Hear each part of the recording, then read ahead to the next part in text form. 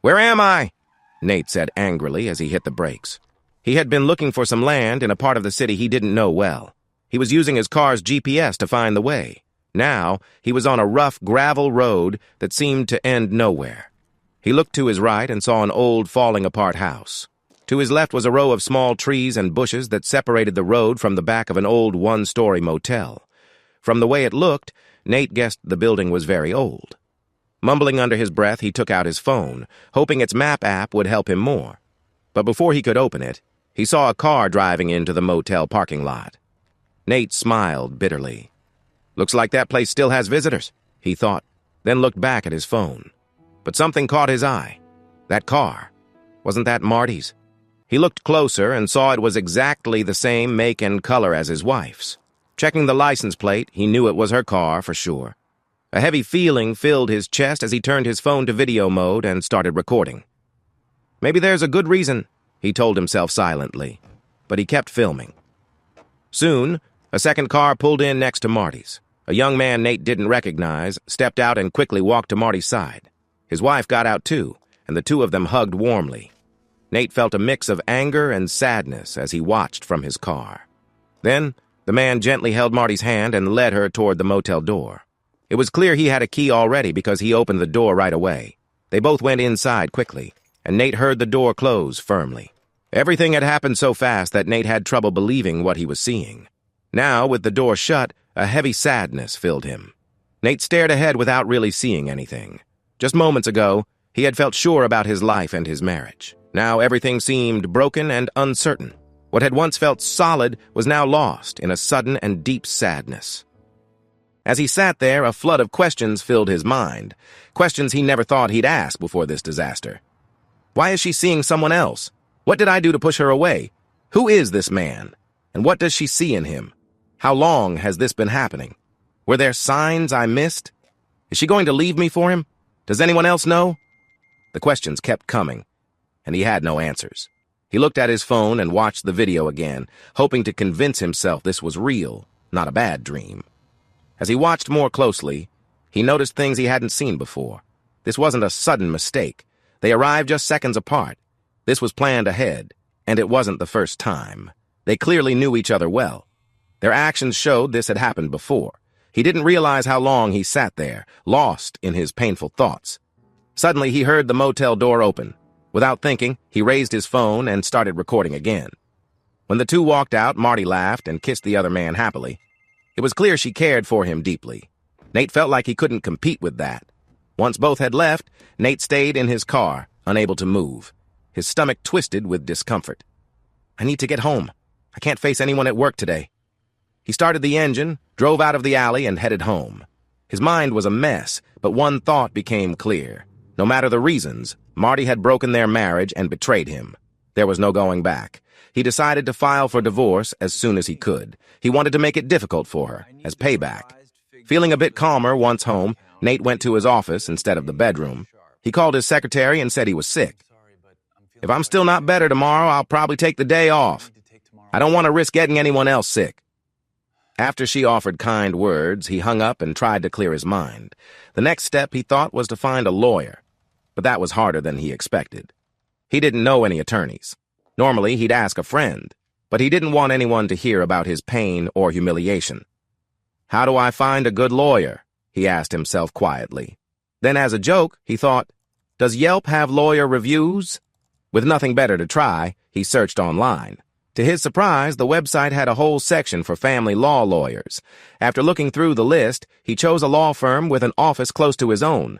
They had good reviews, and the 3 lawyers in the pictures looked serious enough, he thought. But when he clicked on the Request a Consultation button, he saw the first available spot was 2 days away. Well, at least that meant they weren't desperate for clients.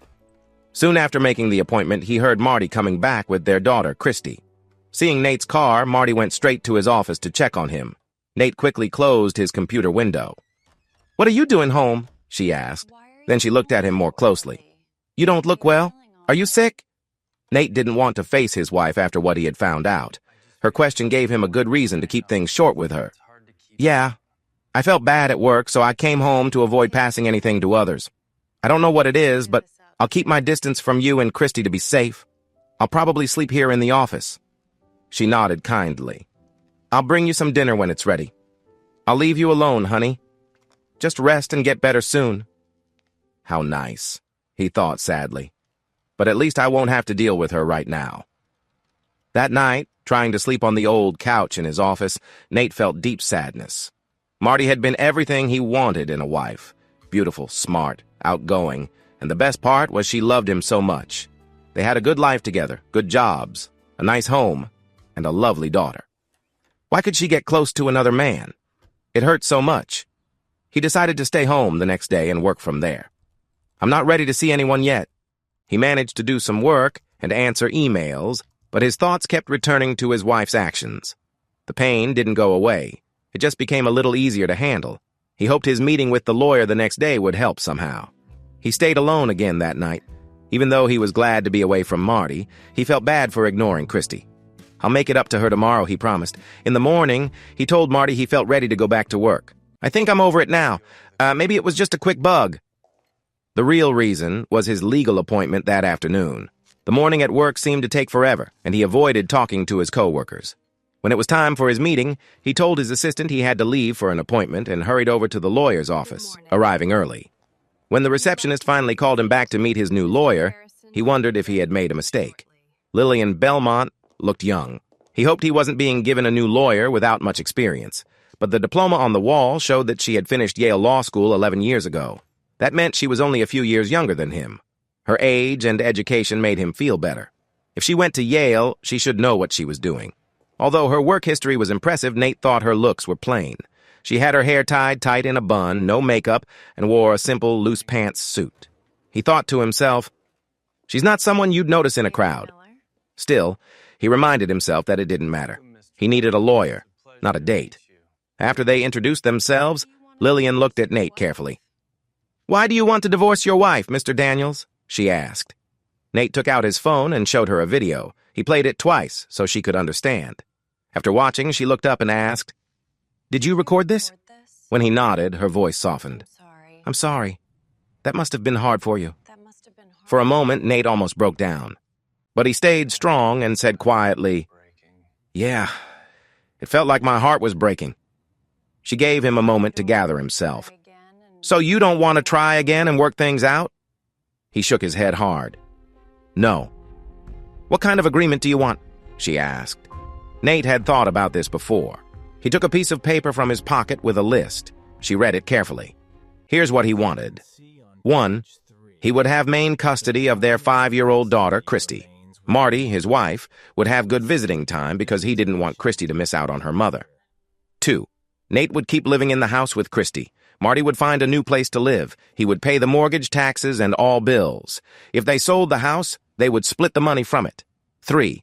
They would divide their savings and checking accounts evenly. Each would keep their own retirement accounts. 4. He would not ask Marty for child support, and he would not pay her any money either. Both had good jobs, so that should be fair. 5. Each would buy a life insurance plan, enough to pay for Christy's college if something happened to either parent. When Lillian finished reading, she looked at him carefully. Then, without a word, she tore the list into 2 pieces. What's going on? Nate said, surprised. I don't want to be too sharp with you, Mr. Daniels, she said, but you need to hear the truth. You have to be ready for a different kind of outcome. Unless your wife is involved in serious crimes like selling drugs or other illegal work, the court will usually give her custody of your daughter. You will be allowed to visit sometimes, but only if your wife agrees. Also, she will keep the house, and you will have to find a new place to live. You will likely pay most of the household bills. On top of that, you will have to pay money for your child and your wife based on rules the court uses.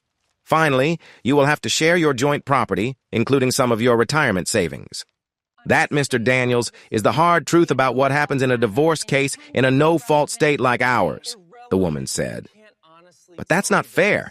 She's the one who was unfaithful, Nate protested. I understand, Mr. Daniels, she replied, but the law doesn't care who caused the breakup. It only cares about what is best for the child. Unless there is strong proof otherwise, it usually assumes the mother is better to care for a child. This is even more so if the child is a girl. Nate leaned back in his chair, already seeing how difficult his future would be. He looked at her, feeling lost. So, what should I do? She softened her expression a little. Okay, now I will give you some advice that is not about the law. But I warn you, you might not like it. First, I know you are very angry. And after seeing what you saw, you are right to feel that way. But do not, under any circumstances, do anything to harm or threaten your wife in any way. The local police take domestic problems very seriously. If you do anything, even something small, you will be in serious trouble fast. More important, doing so will almost certainly mean you won't see your daughter again. So, don't do it. Second, don't try to take revenge on the man involved. If you do, you will likely get caught because you are the main suspect. If the truth comes out, you will lose your freedom and your daughter too. Third, don't try to punish your wife by sharing private or embarrassing photos of her with others. The state has strong laws against that kind of behavior now. They will be happy to punish anyone who breaks these laws. Again, don't do it. Now, for the hardest part, go home and act as if nothing happened. Wait a minute, Nate said sharply. You want me to just stand by and ignore all this? You want me to let her be with this other man and act like it's normal? You must be kidding? She gave a small, knowing smile. I've been called worse, believe me, but Nate, please listen to me. If you divorce your wife, your life will get pretty hard. You'll lose a lot of the money and things you worked so hard for. You'll also lose time with your daughter, and I can see how much she means to you. Plus, you'll have to start dating again, and it's very different from before. Trust me, it's not as fun as it looks. Now think about your soon-to-be ex-wife. Not much will change for her. She keeps most of what you have now. She will get money from your accounts and your retirement savings. She will keep living at home, but you will pay for the house, daycare, and health insurance for your daughter. And remember, you will also help support your ex while she spends time with someone new. Here's the truth. If ending your marriage is your #1 goal, then let's start the divorce now.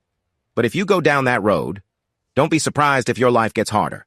If staying in your daughter's life matters most, then go home and keep things settled for her. But one more thing. Don't take this advice if you can't control your anger. If you start acting badly toward your wife, she can choose to end things. And the result will be the same whether you file or she files. You both lose.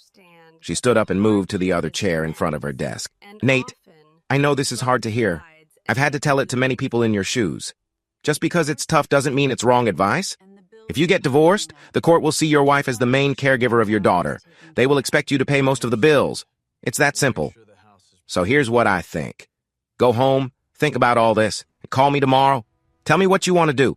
If you want to file for divorce, I promise I will help you get the best result I can. Just remember, I'm not a miracle worker. He stood up with a deep breath. I can't say it was nice meeting you, Ms. Belmont, but I thank you for being honest.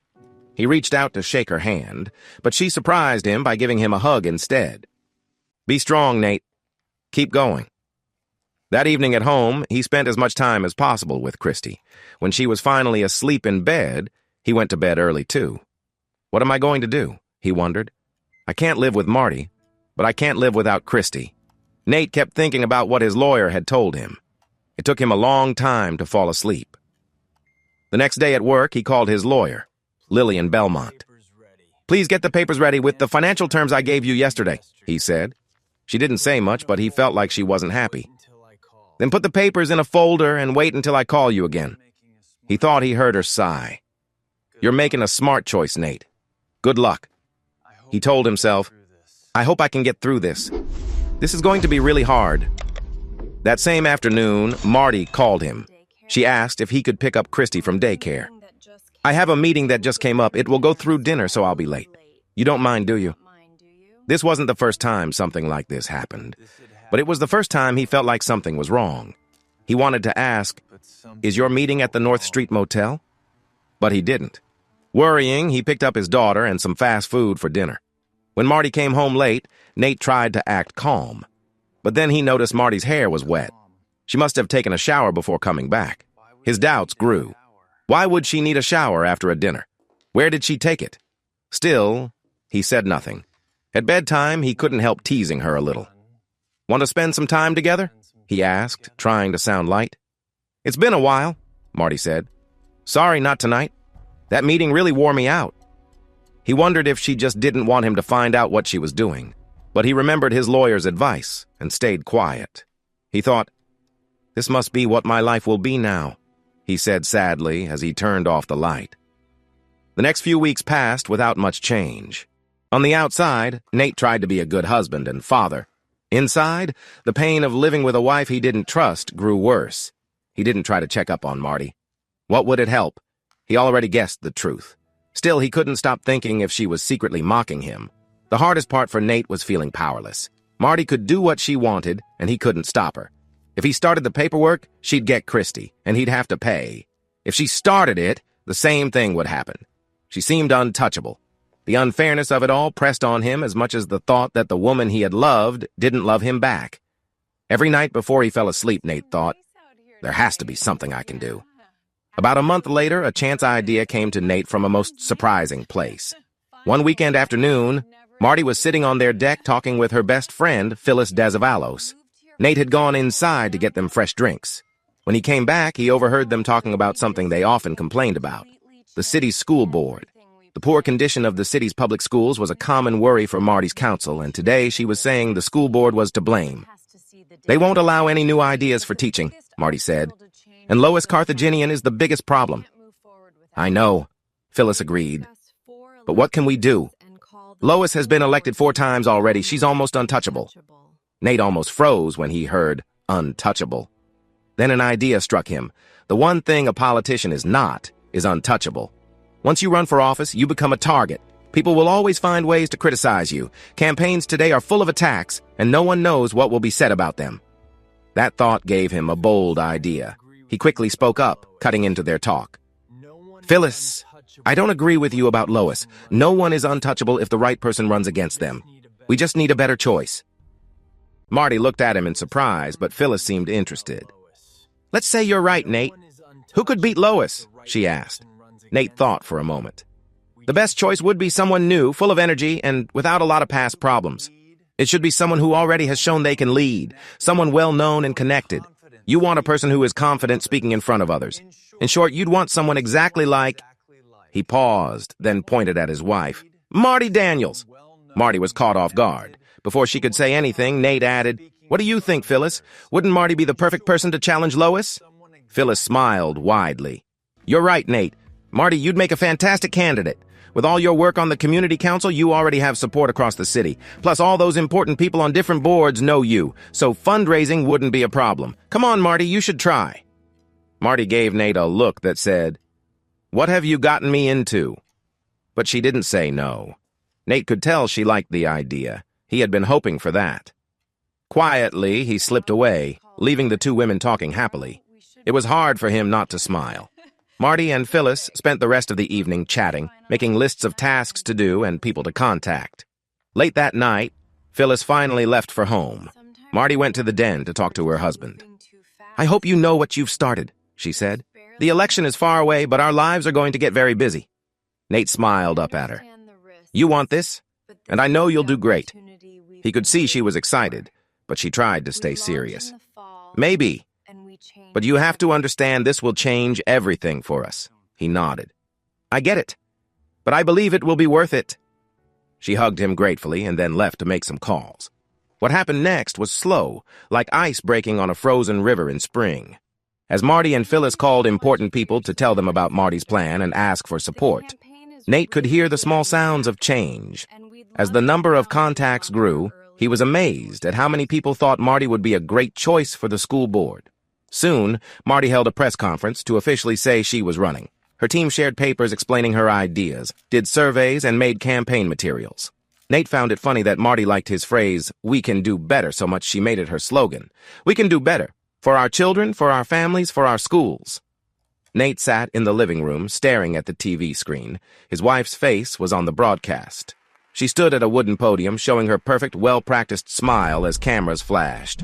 We can do better, Marty said through the speakers, her voice strong and clear. For our children, for our families, for our schools. The crowd on the screen cheered loudly. Nate reached for the remote and turned off the TV. The house became quiet and heavy right away. For our families, Nate whispered to himself, a bitter laugh escaping him. What a joke. He didn't have time to stay angry. The game had started, and he needed to play his part well. He walked into the dining room. He didn't care about the lights, the mood, or the decorations. All that mattered was the plan he was making in his mind. He had spent the past 2 hours cooking her favorite meal, seared scallops and a special risotto. The table was ready. The wine was opened. He put on an apron. He looked like the perfect, devoted, stay-at-home husband. When the front door finally clicked open, Marty walked in, glowing with energy. She wore a smart navy pantsuit that fit her well. Her eyes were bright, full of excitement from the cameras and attention she had received. "Nate, I'm home," she said, dropping her heavy leather briefcase on the floor. Nate came out from the dining room, wiping his hands on his apron. He forced a big smile. "Congrats on becoming the new star of the city school board. Come here." He stepped forward and gave her a quick hug. The touch made him uneasy. He had to keep his arms steady, trying not to think about the young man she had been with not too long ago. "Oh, wow, Nate, it was amazing," Marty said, catching her breath and looking at him with bright eyes. "The press loved it. Phyllis was right. The timing, the connections, it's all working out perfectly. Lois Carthaginian doesn't stand a chance now. And you made dinner? Nate, you didn't have to." "Of course I did," Nate said smoothly, pulling out her chair. "You're about to change the city's schools. The least I can do is make sure you're fed. Sit down. We need to talk about what's ahead." Marty sat down and poured herself a big glass of red wine. "The future is going to be really busy, Nate. That's what I wanted to talk about. The campaign will take up so much of my time, nights, weekends. I'll be stretched really thin." "I bet you will," Nate thought, his jaw tightening a little before he quickly changed his face to one full of loving concern. "Stretched thin between the campaign and whatever place you stay now." "I know, Marty. I've been thinking about that," Nate said, sitting down right across from her. He leaned forward, putting his hands on the table and looking straight into her eyes. He made his voice soft but serious. "I know how much this means to you," Nate began, speaking the words he had practiced. "But more than that, I know what it means to the community. You're a natural leader. You have a clear idea of what needs to be done. Running a campaign like this takes a lot of people working together. It needs complete focus and care. You can't do it if you keep worrying about things at home. You can't fight for the city's kids if you're stressed about who is taking care of our child." Marty took a slow sip of her wine and looked at him closely. "Where are you going with this, Nate?" "I talked to my boss today," Nate said without hesitation. "I told him about your campaign. I said my wife is about to do something special and I want to support her. I asked to change to part-time work while the election is on." Marty stopped moving. Her wine glass stayed close to her mouth. "You did what?" "I'm going part-time," Nate said with a warm smile, showing how much he cared. "I'll work 3 days a week, all from home. I'll take care of everything at home. I'll cook, clean, go shopping, and most important, I'll be the main person looking after Christy. I'll do all the school drop-offs and pickups, the doctor visits, and the play dates. You won't have to worry about any of that. You just focus on winning. I will take care of everything at home." Marty looked at him, shocked. For a moment, Nate thought he saw something in her eyes, maybe worry or guilt, but it quickly disappeared, replaced by her big confidence. She really thought she deserved this kind of support.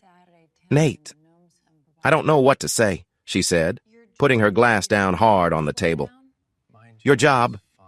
Are you sure you want to slow down?" "My job is fine," Nate said, his voice full of made-up love. "This is your big moment, and Christy needs stability now. With her mother out trying to change the world, she needs her father to be steady. It's the right thing for our family." Inside, Nate felt like he had won. He had just made sure he was officially the main caregiver.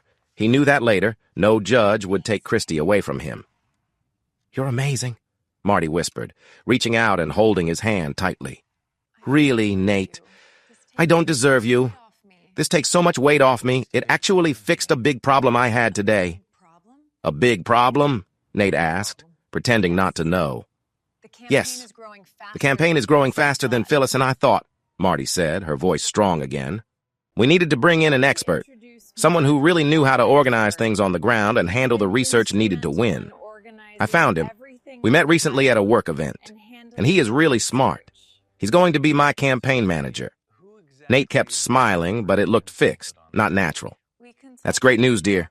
Who is he?" he asked. "His name is DeAndre Rollins, but he likes to go by Dre," Marty said. Her cheeks turned a little pink when she said his name. Nate felt a sudden wave of anger and wanted to stop himself. "He's coming over tonight, actually, just to talk about the plan and meet you. Hope that's okay," she added. "Okay," Nate said, getting up to clear the dishes, looking away. "I'd like to meet the man who's helping my wife win. The doorbell rang 45 minutes later. Nate stood in the middle of the living room, his heart pounding like it was trapped. This was the moment that would change everything. If he showed anger or fear now, all the warnings would come true. He might lose his daughter, his money, and his house. He might even end up in trouble. He told himself to breathe and stay calm. Be invisible. Feel nothing. Act like nothing was wrong. Marty came out of the bedroom quickly, having fixed her makeup and loosened the top button of her blouse. She floated to the door and opened it. "Dre, come in," she said, her voice higher than usual. Nate watched as the man from the motel video walked into his house.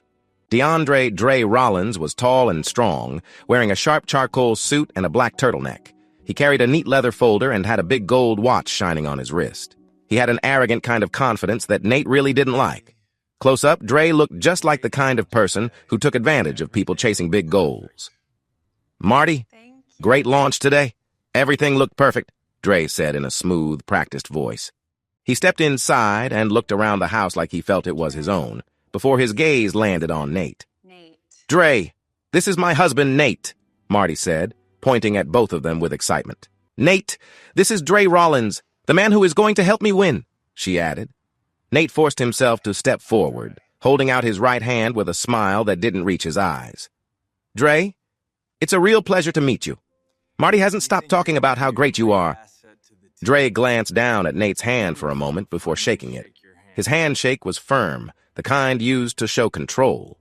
Nate kept his grip steady and calm, not pushing back. "Nice to meet you, Nate," Dre said, looking Nate up and down, his eyes resting on Nate's simple sweater and jeans in a way that felt mocking. "Thanks for letting us use your place for this. Campaigns never stop. I told Marty she'll have to give up a lot if she wants to beat Carthaginian." "I totally get that," Nate said, nodding eagerly like a well-behaved dog. "Actually, Marty and I just talked about that at dinner. I'm moving to part-time at my job so I can stay home with the kid in the house. You two focus on meeting people. Just guide her, Dre. I'll keep things steady at home." Dre raised his eyebrows a little. A sly, proud smile appeared on his lips. He gave Marty a quick secret glance. The look said it all. "This guy is nothing. He's practically handing you over to me." "That's very thoughtful of you, Nate." "Really?" Dre said, his words dripping with sarcasm. "Having the husband out of the way, handling the day-to-day stuff, gives us the freedom we need on the ground." "Exactly," Nate said cheerfully. "Can I get you anything? Water? Coffee? A beer?"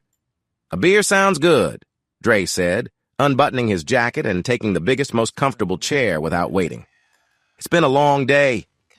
"Coming right up. Marty?" "Just a sparkling water, thanks, honey," she said, sitting on the couch across from Dre. She leaned forward, clearly focused on him. Nate went to the kitchen. As soon as he was out of sight, he gripped the counter hard, knuckles white. He shut his eyes and took a deep breath that shook. The moment Dre came inside, Nate had noticed the strong, sharp smell he wore. It was an expensive cologne, sandalwood, black pepper, leather. It was full of confidence, almost too much. Nate saved the scent in his mind. "I'm going to break you completely, Dre," Nate thought, reaching for a craft beer in the fridge. He poured it into a clean glass and also filled Marty's water. He took them back to the living room and put the water in front of his wife. Then he handed the beer to Dre. "Here you go, Dre. Enjoy," Nate said. "Thanks," Dre said, wrapping his big hand around the glass and taking a long, relaxed drink. "So, Marty, let's talk about the polling numbers in the 3rd District. Lois had a strong hold on the union vote there, but I think we can get around her if we focus on being open and honest," Nate said, standing awkwardly by the coffee table, playing the quiet helper well. "Well, I'll let you two political experts get started. I'm going to check on Christy and fold some laundry. Let me know if you need anything else, Dre." "Will do, Nate. Thanks," Dre said, not even looking up from his iPad. Nate walked down the hall and stepped into his home office, leaving the door just slightly open. He sat in the dark for an hour, listening to his wife talk with someone else in their living room. He heard their quiet words, low laughter, and the careful way they planned. He didn't feel sad anymore. He wasn't heartbroken. Instead, he felt a cold, clear understanding. When he finally heard the front door open and close, he walked back to the living room. Marty was already heading toward the master bedroom, humming a happy little tune. "Good meeting?" Nate called out. "Oh, very productive," Marty called back over her shoulder. "Dre is a genius, Nate. He really is." Nate looked down at the coffee table. Dre's empty glass sat on a coaster, wet with cold drops. Nate didn't pick it up with his bare hands. He went to the kitchen, grabbed a pair of cleaning gloves and a big plastic bag. He came back, carefully held the glass by the rim, and slid it into the bag, sealing it tight. Fingerprints and DNA, Nate thought, carrying the bag down to his basement workshop and locking it inside his heavy metal toolbox. You never know when you'll need proof someone was in your home. 3 days later, the living room had turned into a makeshift strategy room. Nate was carrying a tray of coffee mugs. Sitting on the sofa was Evelyn, a high-priced, no-nonsense public relations expert Dre had hired. She was a serious woman in her late 50s, wearing strong, sharp glasses and a steady, strict expression. Dre was pacing near the fireplace, and Marty sat next to Evelyn, looking very focused and interested. "The problem, Marty," Evelyn said in a clear, fast way that filled the room, "is that Lois Carthaginian is well known. People complain about her, yes, but they still vote for her because she represents the safe, unchanging way things are. If we want to remove a leader who has been in charge for 4 terms, we can't just attack her ideas. Ideas are boring. We have to attack her personality. But to do that well, your personality has to be completely strong and without any weakness." Nate set the tray down. "Coffee, everyone?" "Thank you, Nate," Evelyn said without much emotion, still looking right at Marty. "We need a clear story. Something that shows Marty is much better than Lois. Think about it. Lois is a career politician. She's divorced. She has no children. She lives alone in a fancy condo. We need to make a clear difference. We need to find what really makes Marty stand out to voters. We need a strong message." Nate saw his chance. He didn't wait. "If I may," Nate said, stepping behind his wife and putting his hands gently but firmly on her shoulders. Marty tensed a little at the touch, but she didn't pull away because Evelyn was watching. "Nate, we're kind of in the middle of an important discussion," Dre tried to say with a look of irritation. "Let him speak, Dre," Evelyn interrupted, raising a finger. "Sometimes the spouse sees something we miss. Go ahead, Nate. What is the heart of your wife?" Nate took a deep breath. He spoke clearly with total confidence. He gave a careful, polished message. "Marty's heart is her family. It always has been," Nate said proudly. "Lois Carthaginian doesn't understand the school system because she doesn't have children in it. She doesn't know the everyday struggles of voters because she doesn't have a family waiting at home. But Marty is a devoted mother. She is a loving wife. We have a beautiful, traditional home. We are raising a daughter with strong, honest values.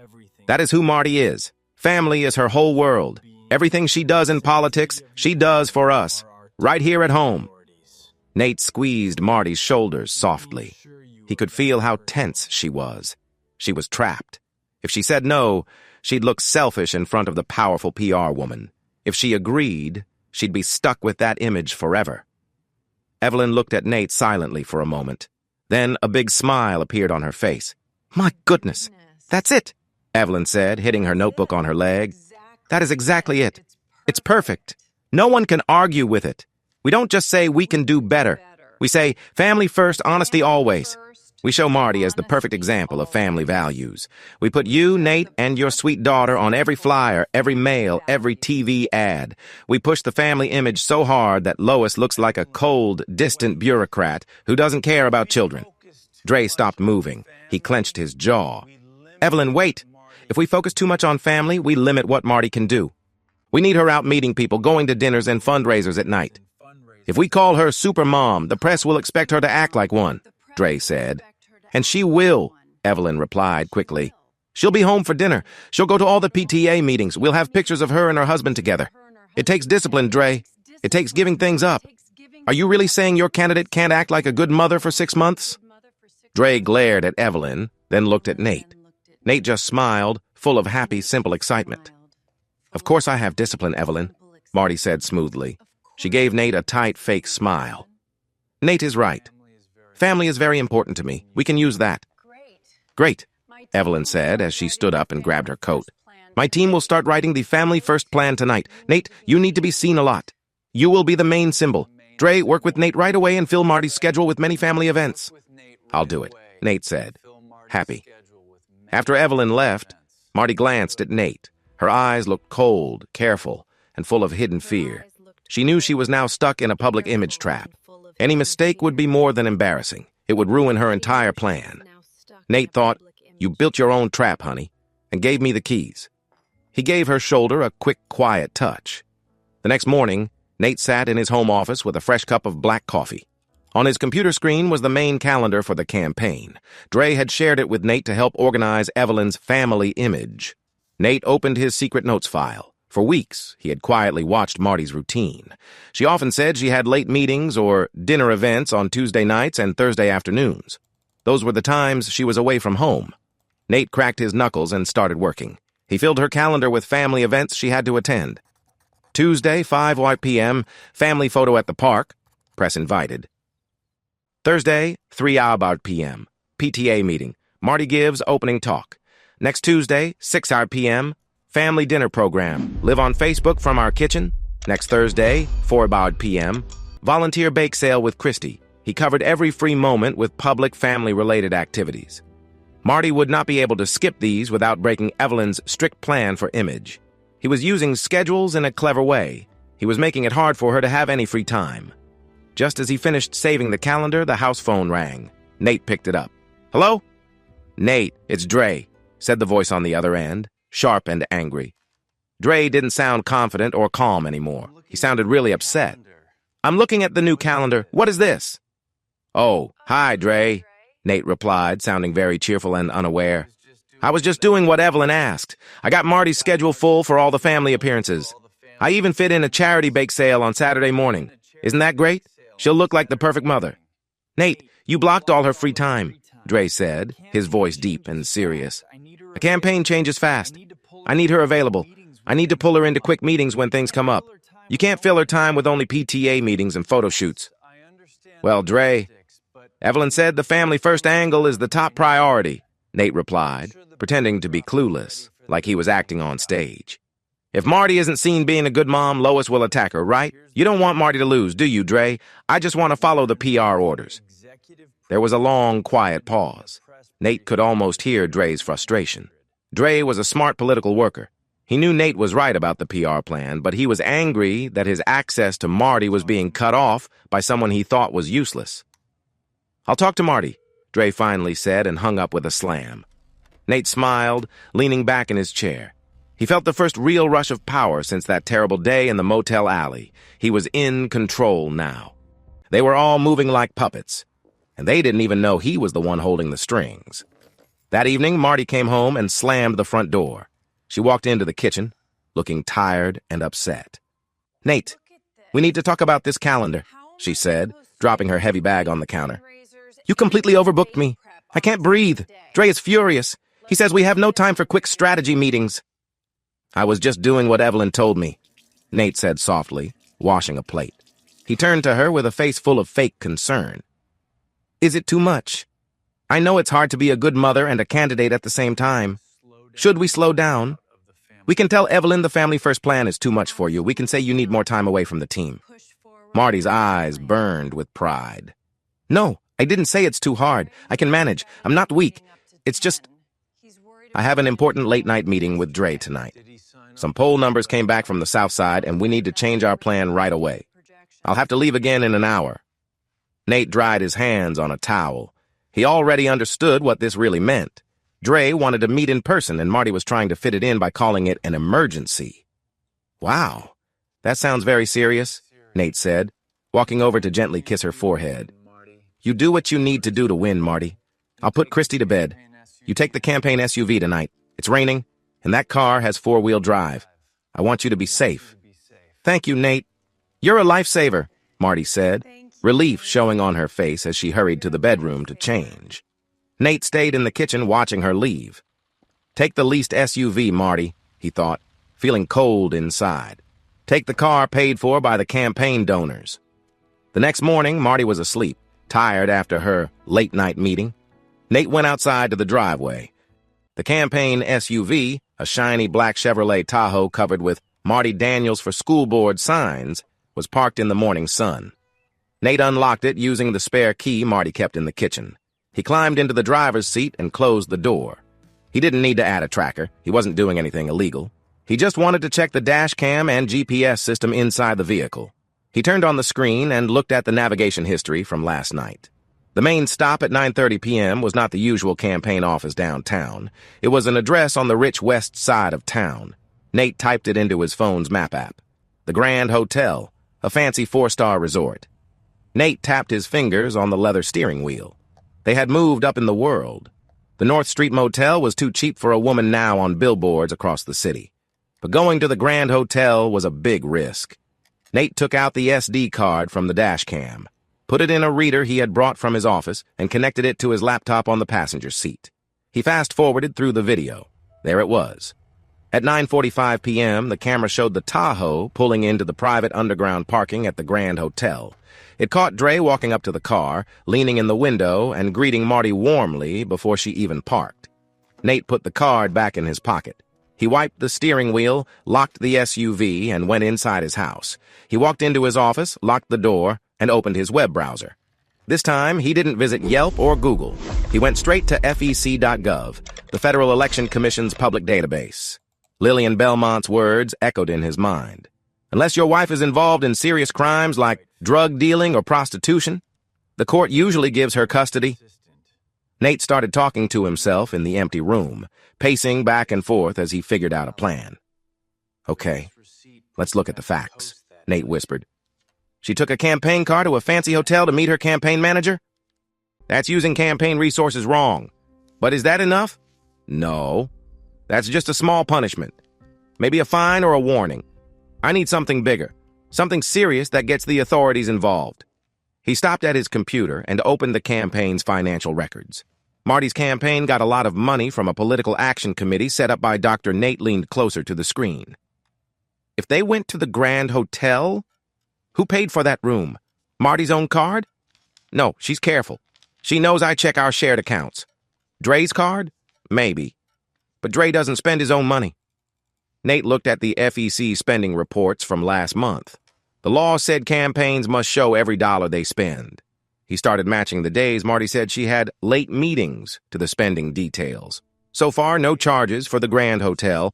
The newest report wasn't out yet, but he knew what to watch for. They're changing how they meet, Nate said out loud, a tense smile growing on his face. They can't meet during the day because I blocked their schedule. Now it has to be at night. They'll use hotels, and fancy hotels cost money. They'll use the PAC money. They're going to take from it. What started as a personal hurt was now close to a serious crime against the government. The pressure broke the couple just 1 week later. Nate was in the living room folding Christie's clothes when a TV ad came on. It was a harsh attack, paid for by the group supporting Lois Carthaginian. The screen showed an old, unkind photo of Marty. A deep, threatening voice said, Marty Daniels says she fights for families. But what is she hiding? A look at her campaign money shows no clear answers. Where is the PAC money going? Who really controls her campaign? Marty Daniels. Too new. Too secretive. Too risky for our schools. Marty rushed out of the home office, her face pale. Did you see that? Did you see that ad? Dre was right behind her. He had been there for a morning meeting. He was pacing angrily, his usual proud attitude gone, replaced by nervous sweating and tension. Lois is going for the throat, Dre said sharply, rubbing his bald head as his usual calm face disappeared. He pointed at the TV. She's questioning our money and how we handle it. She's trying to stop our donors. If donors think we're hiding money, they stop giving. Without money, we fail. What do we do, Dre? Marty asked, her voice shaking with worry. Evelyn said we have to stay honest. We can't seem like we're hiding anything. Forget what Evelyn says about being honest, Dre shouted, stepping close to Marty, using his size to scare her. He spoke fast and forcefully. We need to fight back right now. I need to buy ad time on every local channel by noon. We have to fight her with messages, but I can't do that with my hands tied. The campaign treasurer is too slow to approve my payments. I send the bills, and it takes him 3 days to pay. What do you mean? Marty asked, backing away a little. Dre moved in closer. I mean, I need direct permission to use the PAC money, Marty. I'm your campaign manager. I can't fight if I have to ask every time to spend money. You run the committee. You have the power to skip the treasurer and give me direct access to the funds. Do it. Give me the access, and I promise this Lois problem will be gone by sunset. Nate stood still, holding a folded pink T-shirt in his hands. He watched quietly, like someone seeing something fall apart slowly. Dre is making his move. Nate thought, feeling his heart race. He wants the keys to the safe. Give them to him, Marty. Give him the chance. Marty hesitated. She looked scared. Dre, skipping the treasurer and giving you full control? That's not normal. If the FEC checks us, they won't check us if we win, Dre shouted. Winners tell the story, Marty. Do you want to win, or do you want to be nobody again while Lois laughs at you? Give me the access now. Marty looked at Dre. Then sadly, she looked to Nate for help. Nate didn't hesitate. He stepped forward, looking honest and trusting. Honey, Dre knows what he's doing, Nate said, trying to push her to decide quickly. You hired him because he knows how to win.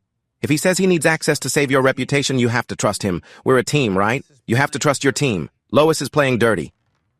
You need to let Dre take charge. Dre looked at Nate with clear anger, but quickly turned back to Marty. Listen to your husband, Marty. Sign the paper. Feeling pressured by worry, ambition, and Nate's quiet push, Marty went to the dining table. She opened her laptop, logged into the campaign's bank account, and clicked the box that gave DeAndre Rollins full access to a large amount of money from donations. Done, she whispered, closing the laptop. Good, Dre said with a sly smile. I'll take care of Lois. Dre grabbed his coat and left the house. Marty sat down, rubbing her head, very tired from the stress. Nate came over and rubbed her shoulders. You did the right thing, honey. You'll be a great school board member. That night, after Marty went to bed, Nate checked the Federal Election Commission's public tracker again. It took 3 days for the transfers to show up on the public report. When they did, Nate saw something strange. Dre had bought TV ad time, yes, but below that there was another entry. A wire transfer for $20,500. The payment was to Rollins Consulting. The note said, Voter Outreach Consulting, West Side. Nate stared at the screen. He looked up the prices for honeymoon suites at the Grand Hotel on the west side of town. A weekend stay was exactly $2,500. The problem was clear, and Nate felt like the person causing trouble was inside the group, using resources for personal gain. 2 weeks passed. The campaign was now in its toughest part. Nate kept up his perfect image of a stay-at-home dad. He showed up at events, holding Christy in his arms, smiling happily as cameras flashed, while Marty gave speeches about honesty and family values. But at night, in his quiet office, Nate was like an expert detective. He sat at his desk, the screens glowing on his tired but focused face. On the left screen was his personal spreadsheet, a careful list of every time Marty said she was working late, at a donor meeting, or checking venues. On the right screen was the Federal Election Commission's public report for the committee to elect Marty Daniels. Nate leaned forward, tracing his finger slowly on the screen. He started talking softly, breaking the silence with his serious, careful words. All right, let's see how far this goes. He looked at his notes. October 12th. Marty said she was at an overnight donor meeting, not available from 4 p.m. Friday to 10 a.m. Saturday. He moved to the FEC list on the right screen. He scrolled to October 12th. There it was, a payment for $1,800. A payment was made to Rollins Consulting. The note said, checking places for events. Nate checked the price on another screen. $1,800 was exactly the cost for a fancy suite at the Riverside Boutique Hotel, including room service. Match, Nate said quietly as he printed the page. He looked at the next item. October 19th. Emergency strategy meeting, 8 p.m. to 2 a.m., FEC ledger, October 19th. $850 paid to Rollins Consulting. Note, late-night staffing overtime. Match? Nate leaned back in his chair, rubbing his face. He felt a strange mix of complete success and deep, sick feeling. He spoke out loud to the empty room, explaining what he had just found. This is no longer just proof of cheating. This is a clear, written record of serious illegal spending. Dre is using his unchecked access to the PAC money to pay for their fancy hotel rooms. He hides these secret meetings as normal campaign costs. And because Marty is the committee leader who officially gave him this access, she is legally involved in this fraud. Nate thought about Lillian Belmont's office. The court doesn't care who is to blame in a divorce. The court only cares about the child. Well, Lillian, Nate said to the quiet room, a dark smile forming on his face. How will the family court see a mother who is now being investigated by the FBI for campaign money fraud? I don't think they will give her the house. I don't think they will give her the child. He held proof that could lead to prison. He didn't have to hack anything. He didn't have to hire someone to follow them. He didn't break any law. He just read the public government records. He printed every matched page. He put the papers into a thick folder and locked it in his desk drawer. The trap was set. Now he just needed to make sure Marty was caught before he made his move. The stress of living two different lives was finally showing on Marty. It was Thursday night. Nate was in the kitchen, packing Christy's lunch for preschool the next day. The front door opened slowly, missing the usual strong, confident energy Marty usually had.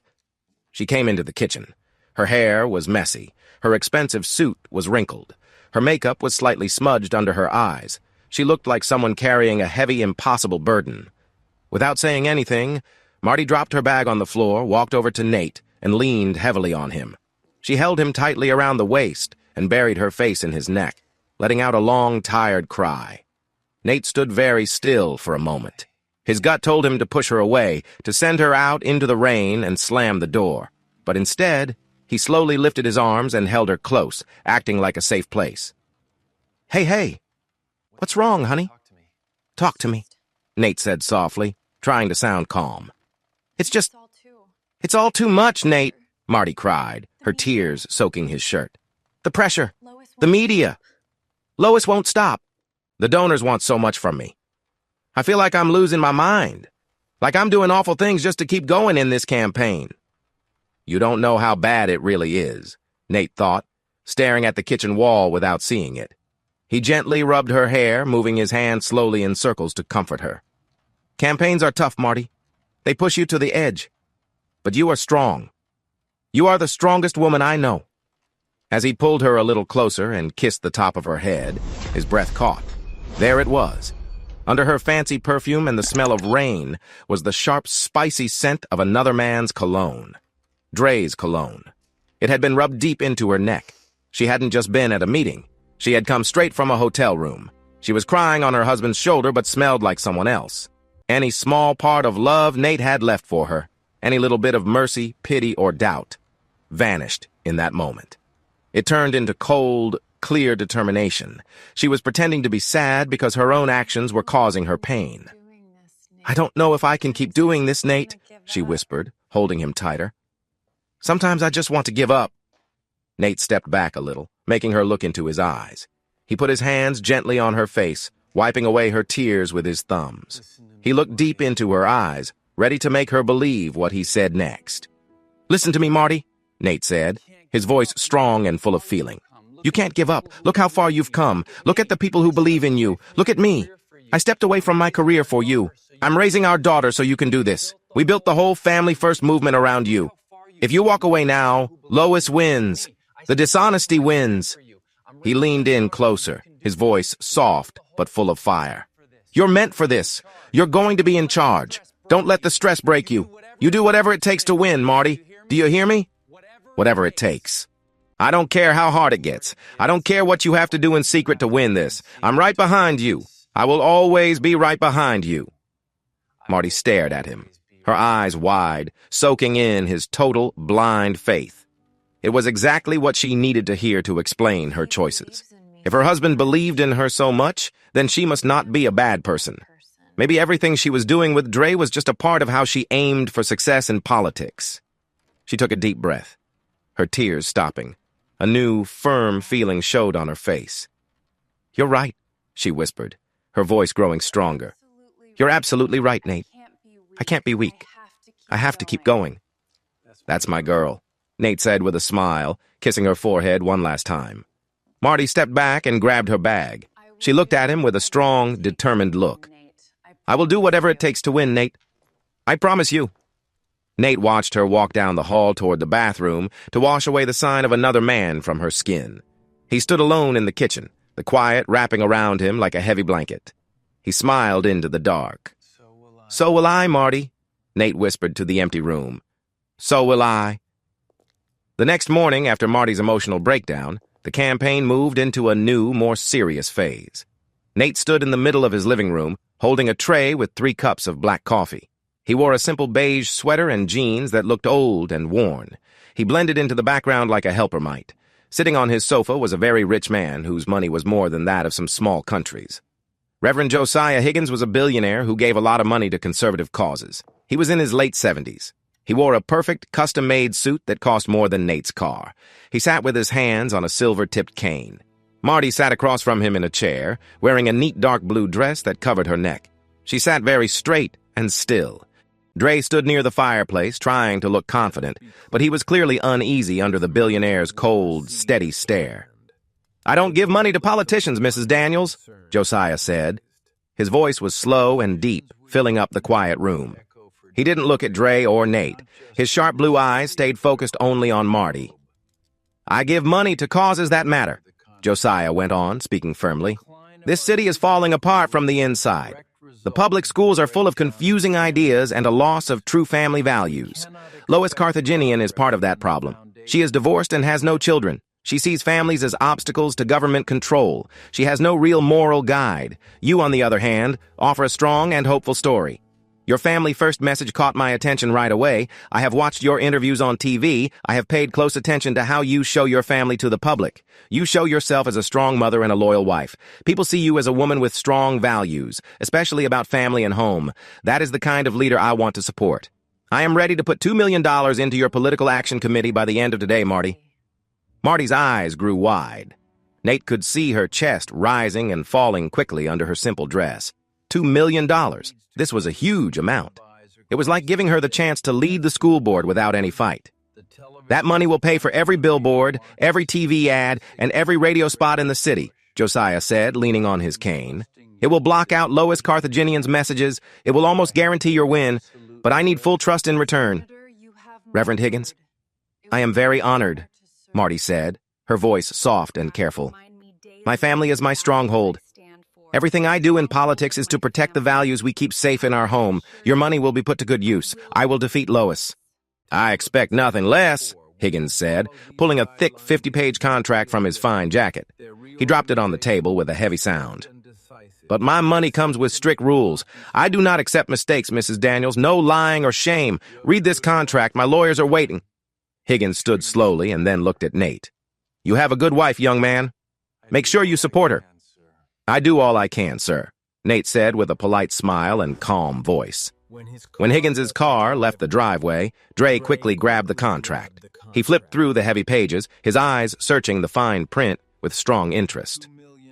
$2 million, Dre said quietly as he walked back and forth, holding his chest out proudly. "With this, I can start a hidden campaign that will make Lois look bad by Tuesday. We have this city now, Marty. We control it." "Dre, wait," Marty said, standing up and looking at him over her shoulder. "What are the rules?" He said no mistakes. Dre stopped suddenly at page 42, staring at a part marked in bright red.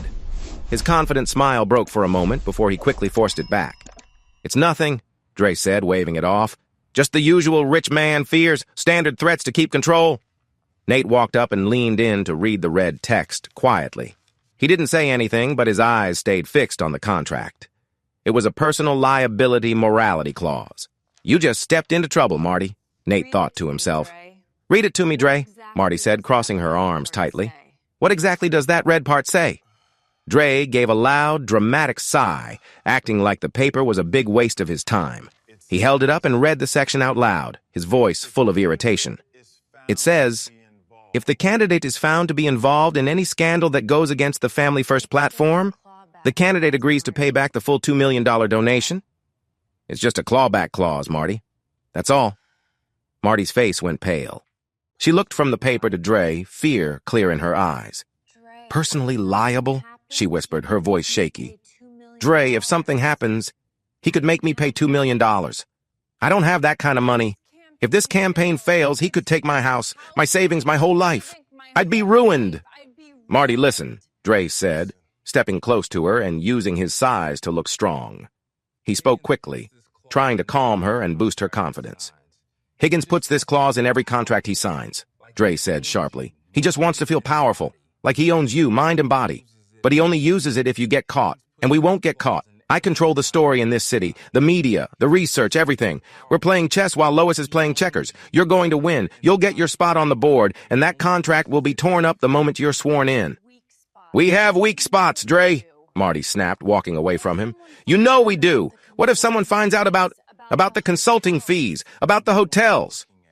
No one is looking at the consulting fees, Dre shouted, losing control of his anger. The treasurer just signs what I say. I control the pack. It's all closed off. Are you really going to give up $2 million just because you're scared of a piece of paper? This is big time, Marty. You want power? You want to beat Lois? This is the price you pay. Sign it and let me handle the rest. Nate stood quietly by the kitchen island, washing a coffee cup. He watched the two of them argue. He saw the strongest tool sitting right there on the coffee table. If Marty signed that paper, it was like putting a loaded gun to her own head.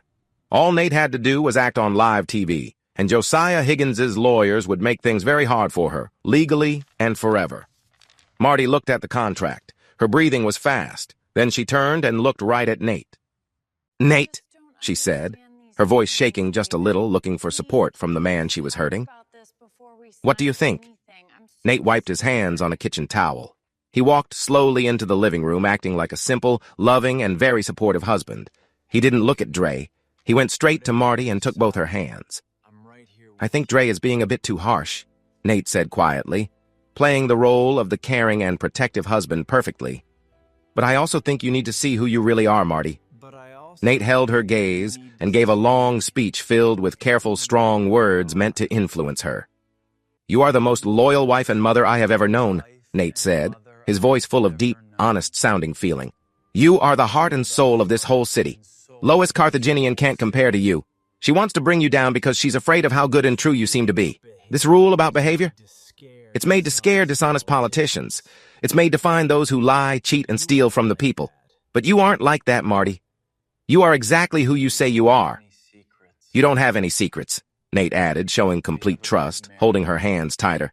You're not hiding anything bad. We have a good marriage. We have a wonderful daughter. You don't need to hide from Josiah Higgins or anyone else here. If you sign this paper, you're just betting on yourself. And I would bet everything on you, Marty. Sign it. Take the money, beat Lois, and change this city for the better. Marty looked at him. She felt his trust like a strong wave. She was lost in her own pride, believing her own story. She thought she was clever enough to be unfaithful, take money wrongly, and still get away with it clean. You're right, Marty whispered, full of confidence. I am exactly who I say I am. I have nothing to hide. She walked to the coffee table, picked up the heavy gold pen that Higgins had left, and signed at the bottom of page 50. Smart move, Dre said with a smile, grabbing the contract from the table. I'll send this to Higgins's lawyers right away. The money will be in the pack by 3 o'clock. That night, after Marty went to bed, Nate quietly stepped into the hall and opened her heavy leather briefcase. He took out the copy of the signed contract. He laid it on the kitchen counter and took a clear photo of the page with her signature using his phone. He then uploaded it to his locked online storage. Marty's whole financial future was now tied to a lie. The trap was set. I own you now, Nate whispered in the dark, sliding the contract back into her bag. 4 days later, Nate decided it was time to protect himself and his daughter from the problems ahead. Marty was sitting at the dining table, typing fast on her laptop as she reviewed a new ad Dre had made. Nate rushed in from his office carrying a stack of papers. He was breathing fast and forced a look full of worried panic. Marty, we have a big problem, Nate said, dropping the papers on the table. Marty looked up, annoyed by the interruption. What is it, Nate? I'm very busy. I've been reading political law, Nate said, walking back and forth like a scared person in danger. He began a quick, serious speech. Lois Carthaginian is making things worse. I saw her latest press release. She's saying she will sue you, Marty. She wants to sue the campaign for what Dre is putting out in those ads. I checked the law here. If Lois sues you for defamation personally, she can go after more than just the PAC money. She can go after everything we own together. Our house, our money, even Christie's college savings. Marty frowned and closed her laptop halfway. Nate, politicians say they'll sue each other all the time. It's just talk. Dre said, I don't care what Dre said, Nate snapped, using strong language to show how scared he was. Dre doesn't have a family to think about. We do. If Lois files a real suit, a judge could freeze our bank accounts tomorrow. They could stop us from using this house.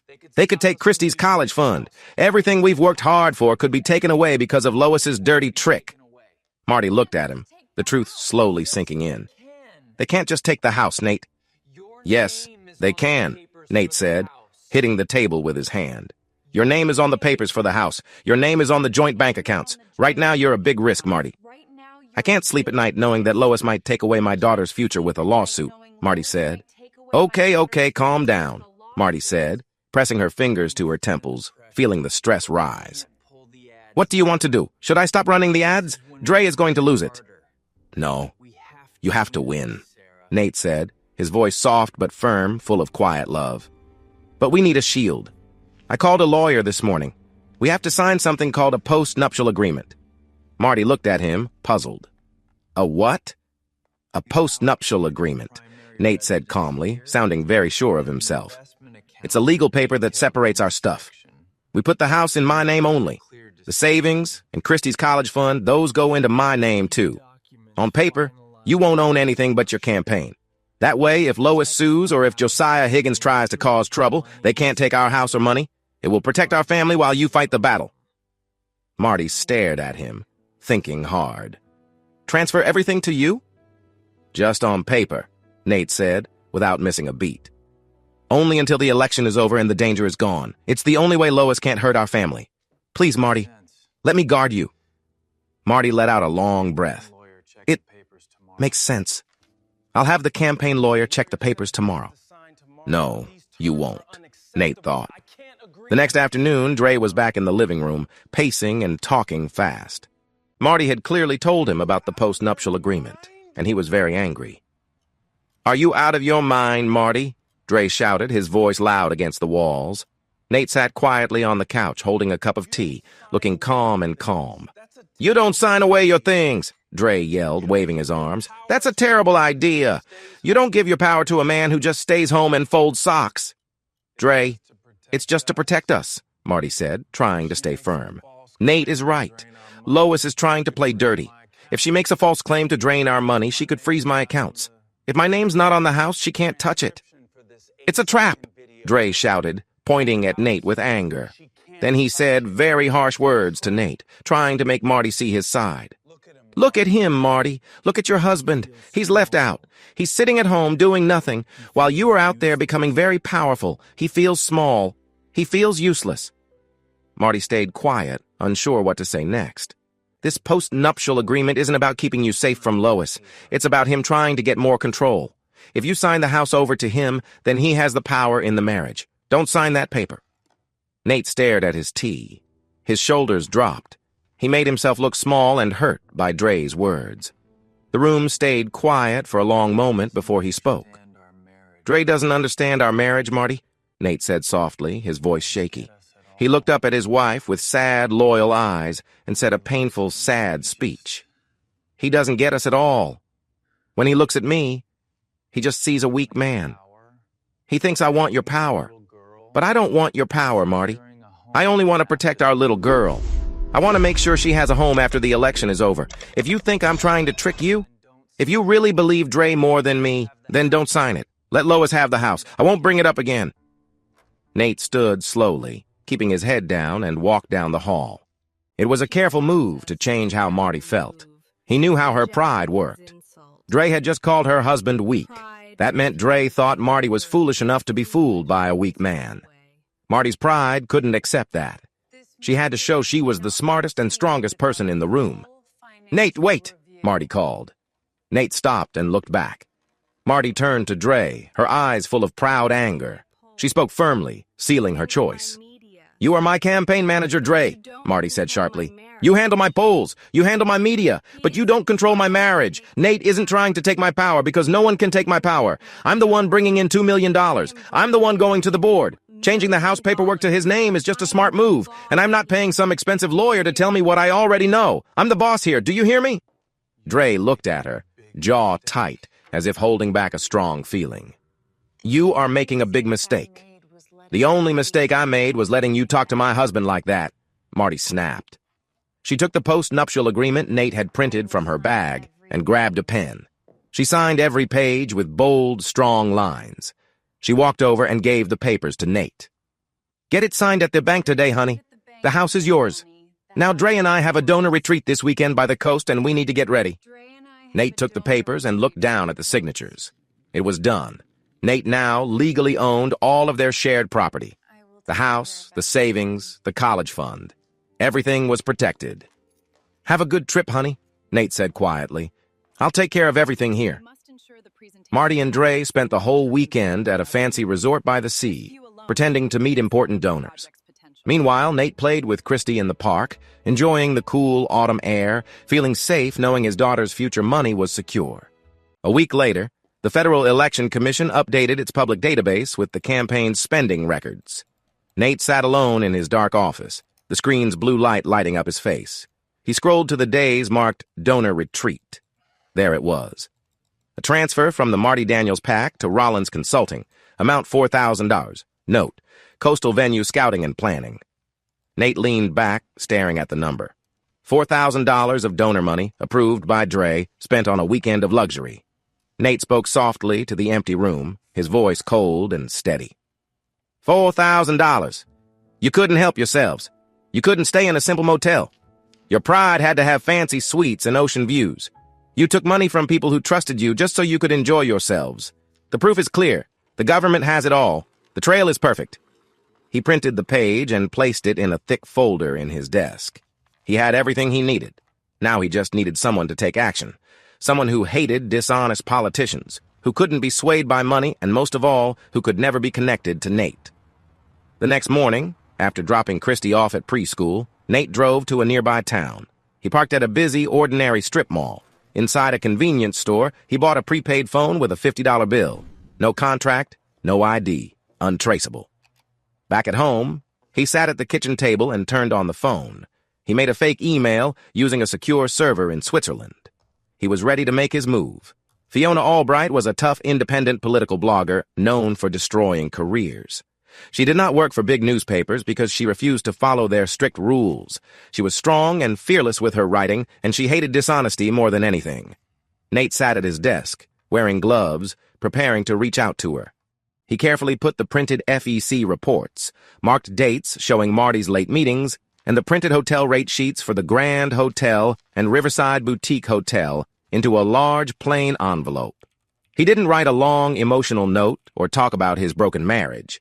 Instead, he typed just one simple sentence on a blank page. "Check the hotel lobby cameras against these consulting bills." He slipped the note inside, sealed the envelope, and drove to a post office box in a nearby county to send it anonymously to Fiona Albright's P.O. box. 3 days later, Nate was sitting on his living room sofa watching the local news when his burner phone buzzed in his pocket. He had set an alert for Fiona's Twitter account. He took out the phone and read the message. Fiona Albright had just tweeted to her 80,000 followers. A certain Family First candidate might want to double-check their FEC receipts. Rumor says voter outreach means honeymoon suites. Story coming soon. TikTok. Nate smiled. The plans to bring Marty down were now underway, even though he wasn't controlling them directly. The target was in the crosshairs. "I hope you're ready for this, Marty," he thought. The tweet hit the campaign like a small earthquake. 30 minutes after Fiona's post, the front door of Nate's house slammed open. Marty rushed inside, her face pale and drained of color. She was trembling and held her phone tightly to her chest. Dre followed right after, his face showing stress and anger. "Close the blinds!" Dre shouted, pacing the living room like a restless animal. "Evelyn is having a total breakdown on the phone. The donors are already calling headquarters asking what the tweet means." Nate came calmly out of the kitchen holding a dish towel. He looked at them with a calm, fake expression of mild confusion. "Hey, guys, is everything okay?" he asked softly. "You look scared, honey. Did something happen?" Marty looked at Nate with wide eyes, full of panic.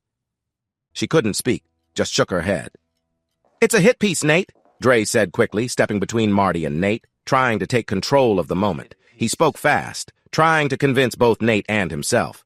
"Fiona Albright is unreliable. She's a troublemaker. Lois paid her to spread a false rumor to stop us just before the debate. It's a bluff. I checked the records myself. Our finances are solid. Fiona doesn't have anything on us. She's just trying to scare us into a mistake." Nate looked Dre straight in the eyes. "Are you sure, Dre? Fiona Albright usually doesn't miss. If she really has proof of something, that's against the law, right? The FBI deals with things like that, don't they?" Dre flinched. Just hearing FBI made him feel sick. "I said it's a bluff, Nate. Be quiet and go back to the kitchen." Nate nodded, and left quietly, leaving them to their fear. The rest of the night felt like a battlefield filled with whispered phone calls, torn papers, and heavy fear.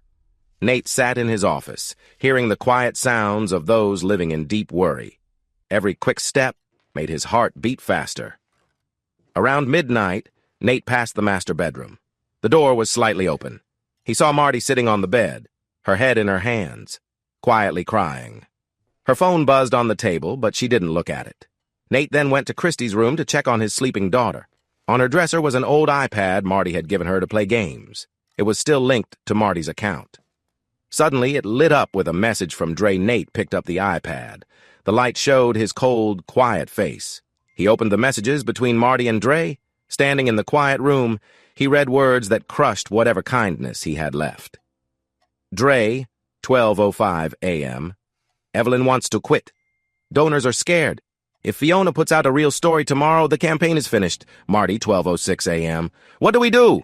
Dre, if she has the hotel papers, Higgins will use the rule to ruin me.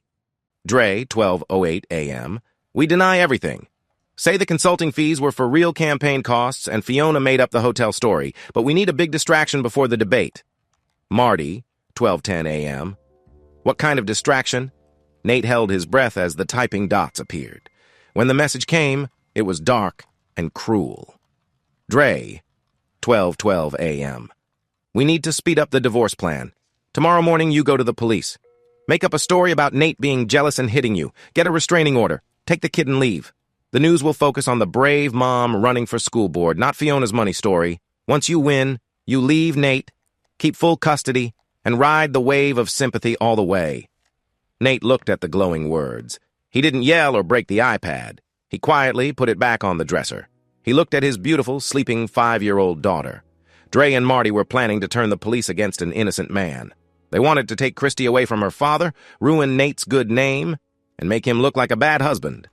All this was just a way to hide their own serious crimes. It was a harsh fight. Hurt or be hurt. Nate left the nursery and stepped into the dark hallway. He glanced toward the master bedroom where his wife was sleeping. In his mind, he gave one last, silent speech, focused on what he had to do next. You want to act like the victim, Marty? Nate whispered to the shadows, his voice cold and empty. You want to make up a story about me to save yourself? You don't know what a real victim looks like. But tomorrow night, at the state debate, I will show you. I will show everyone what a broken husband really looks like. Fiona Albright will drop the truth, and then I will watch everything fall apart for you. The next morning came without any special feeling. There was no pretty sunrise or change in the air, just the hard fact that it was the day for action. Nate stood in the middle of the bedroom holding a neat navy blue jacket. Marty stood in front of the mirror fixing the collar of her bright white blouse. Her face was covered with makeup, carefully done to hide how tired and worried she really was. Fiona Albright's message still hung over the campaign like a threat, but Dre had ordered them to keep going, deny everything, and finish their plan. You look exactly like the next school board commissioner, Nate said quietly. His voice did not show the anger he felt inside. He stepped behind his wife and gently put the jacket on her shoulders. His hands stayed there for a moment, acting like the loyal, helpless husband he was supposed to be. Marty looked at him through the mirror, and for a moment Nate saw something real. She looked at him with a cold, fake kindness. It was the same way a butcher looks at a calm animal before the end. She really believed in her cruel plan. She was sure that tomorrow she would go to the police, make up a story about abuse, get a restraining order, and take their daughter from him. She thought he was finished. Thank you, Nate, Marty said, giving a tight, empty smile that didn't reach her eyes. She reached up and pressed her hand over his, squeezing lightly. I couldn't have gotten here without you. You've been such a good husband. You kept the family strong while I fought this battle. You gave up your own job for me. Nate thought to himself, I will destroy your whole world, even though I look calm and kind. You selfish, dishonest person. You want to blame me for something bad just to hide what you did. Tonight, I will see everything you built fall apart. I just did what a husband should do, Nate said out loud. He leaned forward and gently fixed the collar of her jacket, looking at her with big, trusting eyes. You're about to step on that stage and show everyone who you really are, Marty. You have nothing to hide. Tonight is the night everything changes. Tonight our lives will change. I know, Marty said softly, her big pride making her forget the fear of Fiona's upcoming story. She turned to face him, standing tall with fake confidence. Lois Carthaginian doesn't stand a chance against me. I will end her career tonight. I will leave that stage as the most powerful woman in this district. I believe you will, Nate said, stepping back quietly. He picked up the heavy diaper bag near the bedroom door. Christy was already buckled into her car seat outside. Dre is waiting for us at the hall. Let's go make history. They drove to the debate place in total silence. Nate watched the road carefully, acting like the quiet driver. Marty stared through the car window, her fingers tapping nervously on her phone screen. She waited for something bad to happen, but did not know who was about to make it happen. They reached the large public auditorium. The building was a huge, empty concrete box with bright TV lights, a raised wooden stage, and many folding chairs. Reporters filled the lobby, cameras flashing everywhere, microphones pushed toward local leaders. Nate carried the diaper bag on his shoulder and held his daughter's hand tightly as they moved through the busy crowd to the backstage area. The moment had begun. The green room was plain and windowless. It had only an old leather couch, a folding table, and a cooler with water bottles. Dre was pacing back and forth when Nate and Marty came in. He wore a neat black suit, his jaw tight, muscles showing under his skin. A thin layer of sweat gleamed on his bald head. Evelyn, the expensive PR expert, sat stiffly in the corner, typing fast on her phone with a very serious look. The mood in the room was very tense. "Where have you been?" Dre said sharply, stepping close to Marty as soon as the door closed. "We go live in 20 minutes. Fiona Albright hasn't said a word all day. That means she's either bluffing or waiting for the other side to show fake evidence. Stick to the plan. Family first. Transparency. You attack Lois for her weak morals. Don't stop." "I know the plan, Dre," Marty said, her stress showing, hands shaking as she opened a water bottle. "I'm ready. I've memorized the talking points." Dre then looked at Nate with a harsh, focused stare. He stepped forward, using his size to try to push Nate back toward the door. "Listen up, Nate," Dre said, pointing at his chest. "This is a tight space. You don't belong here. The press is already in the front rows. Take the kid, go out that door, and sit with the rest of the spouses. You're just a prop tonight. Your job is to sit, look at your wife like you admire her, and keep the kid quiet. Don't talk to reporters or answer any questions. Just smile, nod, and sit down. Got it?" Nate looked at the man who had been close with his wife in expensive hotel rooms paid for by campaign money. He looked at the man who had sent messages late at night, trying to make Nate look bad. Nate didn't hesitate or show anger. Instead, he smiled. "I understand perfectly, Dre," Nate said calmly, with a hint of something deeper behind his words. "I know my place. I'm just the husband. I'll sit in the front row and watch you do what you do best.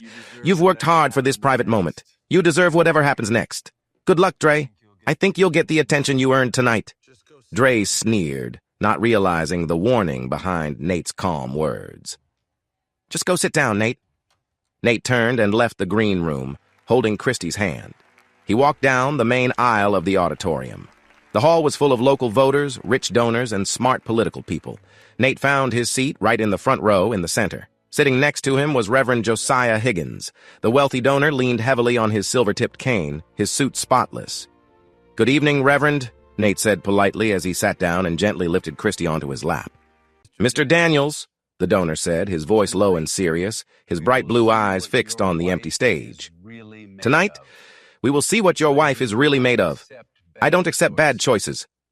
Nate looked away from the man and glanced toward the row of reporters behind the moderator's desk. His gaze stopped on a woman sitting in the second row. She wore a sharp leather jacket and held a thick folder on her lap, her eyes cold and focused like someone on a serious mission. It was Fiona Albright. Nate leaned back in his seat and gently bounced Christy on his knee. Everything was ready. The stage was set. The red on-air sign glowed brightly. The big cameras turned to face the stage. The noisy crowd suddenly became quiet, waiting. Marty Daniels came out from the left side of the stage. Her navy blazer looked like armor, and she walked with strong, confident steps. Lois Carthaginian appeared from the right side. She looked stiff and cautious with a serious, no-nonsense attitude. They stood behind their wooden podiums. For the first 40 minutes, the debate was normal and boring. Lois criticized Marty for not having enough experience. Marty replied quickly with well-practiced answers about new ideas, wasting too much money, and being connected with the community. But when the broadcast moved to the last part, the moderator changed the subject to honesty and money matters. This was Marty's moment. Her big ego took over. Marty held onto her podium tightly and looked straight into the main camera with a fake worried face. Then she gave a smooth but almost sick speech. "My opponent wants to talk about honesty tonight," Marty said, her voice full of fake anger. "Lois Carthaginian has been on this board for 12 years. 12 years of secret deals. 12 years of wasting money while teachers have to buy their own supplies. She works in the shadows because she doesn't really know the families she says she represents. She doesn't understand the true meaning of family. She sees family as a problem." Marty paused for effect. She looked at the crowd, her voice growing louder and stronger. "I am not a career politician," she said. "I am a mother. I am a wife. I believe that the openness you show in your public life should be the same honesty you live by in private. If you want to know what guides my choices, you don't need to check my voting record or any charts. Just look at the front row." Marty raised her hand and pointed right at Nate and Christy. All the cameras in the big room turned quickly, showing Nate's face to viewers all over the state. "My husband, Nate, and my wonderful daughter, Christy, are my true moral guide," Marty said, smiling at them with a deep, clear look of love. "They are the only reason I am here on this stage tonight. Everything I do, every decision I make when no one is watching, comes from the deep love and care I have for my family. That is the openness I bring to this city. Family always comes first." The crowd broke into loud applause. Nate sat quietly, smiling softly for the cameras, gently brushing his daughter's hair. Near him, Josiah Higgins slowly nodded, fully convinced by her words. Marty stood behind the podium, enjoying the praise. Her pride had reached its highest point. She believed she was untouchable. She thought she had already won. The applause slowly stopped. The moderator leaned close to his microphone. "Thank you, Mrs. Daniels. We now have 10 minutes left for questions from the local press. Please come to the microphones." Nate watched as Fiona Albright stood up sharply from her seat. She didn't walk calmly. She moved with purpose. Fiona took the microphone stand with both hands. She did not start with greetings or thank the candidates. Instead, she pulled out a thick pile of papers from her folder and slammed them down on the podium. "Mrs. Daniels, Fiona Albright, Independent Media," she said in a strong voice that filled the quiet room. "You just gave a very emotional and inspiring speech about openness, honesty, and family values. You clearly said on live TV that your private life reflects your public honesty." "That is exactly right, Fiona," Marty smiled. But Nate, sitting nearby, noticed a tiny shake in her jaw. Fiona wasted no time. She spoke clearly and sharply, sharing facts that shook the room and challenged Marty's whole image in front of millions of people. "Then please explain the large, ongoing financial problems in your political action committee," Fiona said loudly, holding up a printed document for the cameras to see. "According to the public records from the Federal Election Commission over the past 2 months, your campaign manager, DeAndre Rollins, approved exactly $45,000 in outgoing wire transfers. The money was sent to a company called Rollins Consulting. The official notes say these large payments were for voter outreach and logistical venue scouting." The crowd began to whisper. Lois Carthaginian turned her head toward Marty with a sharp, mean smile. "However," Fiona said, raising her voice to cut through the growing noise of the crowd, pulling out a second stack of papers, "I have sworn statements from the concierge and valet staff at the Grand Hotel and the Riverside Boutique Hotel. They say that on the exact days the money left your campaign account, you and your manager, DeAndre Rollins, were not doing any campaign work. Instead, you were staying in their best suites." The amounts on the official campaign records matched the hotel bills exactly. The money was used to pay for the expensive rooms and service. A heavy silence filled the large auditorium. It was thick with tension. Marty's hands clenched the wooden podium so hard her knuckles turned white. Her mouth opened, but no sound came out. She was frozen with shock. Fiona was not done. She leaned close to the microphone, staring straight at Marty, ready to deliver the final point. "Mrs. Daniels, you are the committee chair. You gave DeAndre Rollins permission to use those funds. My question is simple. Did you allow the misuse of federal campaign money to cover personal expenses? Is this fraud, or just a case of dishonesty?" The silence broke suddenly into chaos. The auditorium exploded with noise. Reporters shouted questions all at once. Cameras flashed non-stop, lighting up the fear on Marty's face. The crowd gasped, yelled, and argued loudly. On the stage, Marty Daniels seemed to fall apart. That is completely false," Marty stammered into her microphone. Her voice was high-pitched and shaky, and no one believed her. Her carefully kept appearance had come apart.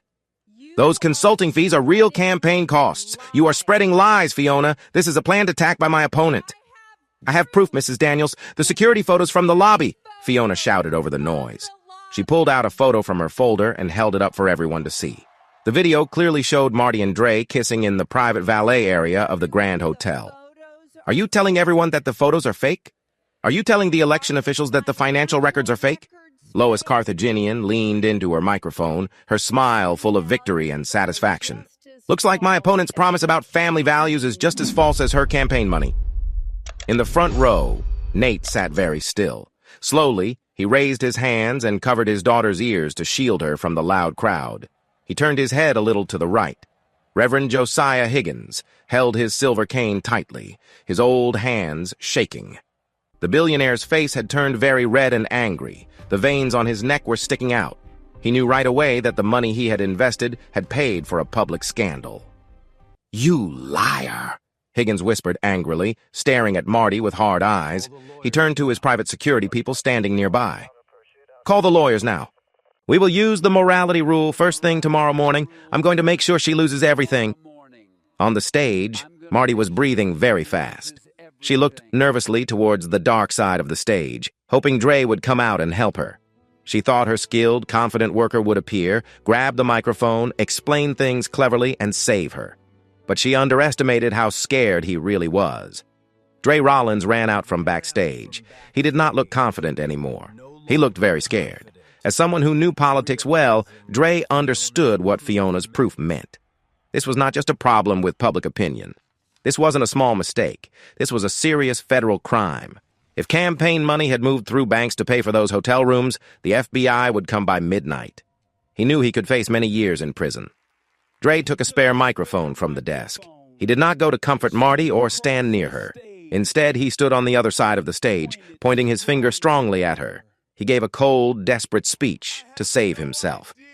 "I have no idea about stolen money," Dre shouted into the microphone, his voice shaking with fear. He blamed Marty completely on live TV. "I'm just a hired helper. Marty Daniels is the committee leader. She is the only one who signs checks for the campaign fund. She approved those money transfers. She used her power as a candidate to hurt me. She threatened to end my contract if I didn't do what she wanted. She used her donor money to make it happen." The crowd gasped in shock. The bad partner was now turning on her own team. The people were turning against each other to save themselves. Marty looked at Dre, her mind breaking. The man she had left her marriage for, the man she broke the law for, the man who planned to blame her innocent husband unfairly, was now calling her the bad one to save himself. "You liar!" Marty shouted, losing all her calm and control. She left the podium, storming across the stage toward Dre like a wild animal. "You asked for that money. You wanted all the power. You booked those rooms. You tricked me." "I was forced," Dre shouted back. He stepped back, raising his hands to show he meant no harm, all for the cameras. "You held my contract like a weapon. You're a cheat and a liar." Marty moved forward quickly. In front of many cameras, hundreds of shouting voters, and the whole state watching on TV, the Family First candidate raised her hand and slapped her campaign manager hard. Dre stumbled back, shocked, holding his cheek. Security rushed the stage right away. 4 large men grabbed Marty and held her tightly. She fought them, kicking and yelling at Dre. Her navy jacket tore at the shoulder. Her perfect hair fell over her wild face. The campaign was ruined. Her political career was over. Trouble from the law was sure to come. Now it was Nate's turn. He knew all eyes were looking for him. Everyone in the state was watching a woman destroy her life. But the real story, the heart of the moment, was the hurt husband sitting in the front row. Nate stood up slowly. He shook strongly and breathed fast and unevenly. He looked at the stage with wide eyes full of deep sadness, as if his whole world was breaking. A cameraman pushed his big camera close to Nate's face.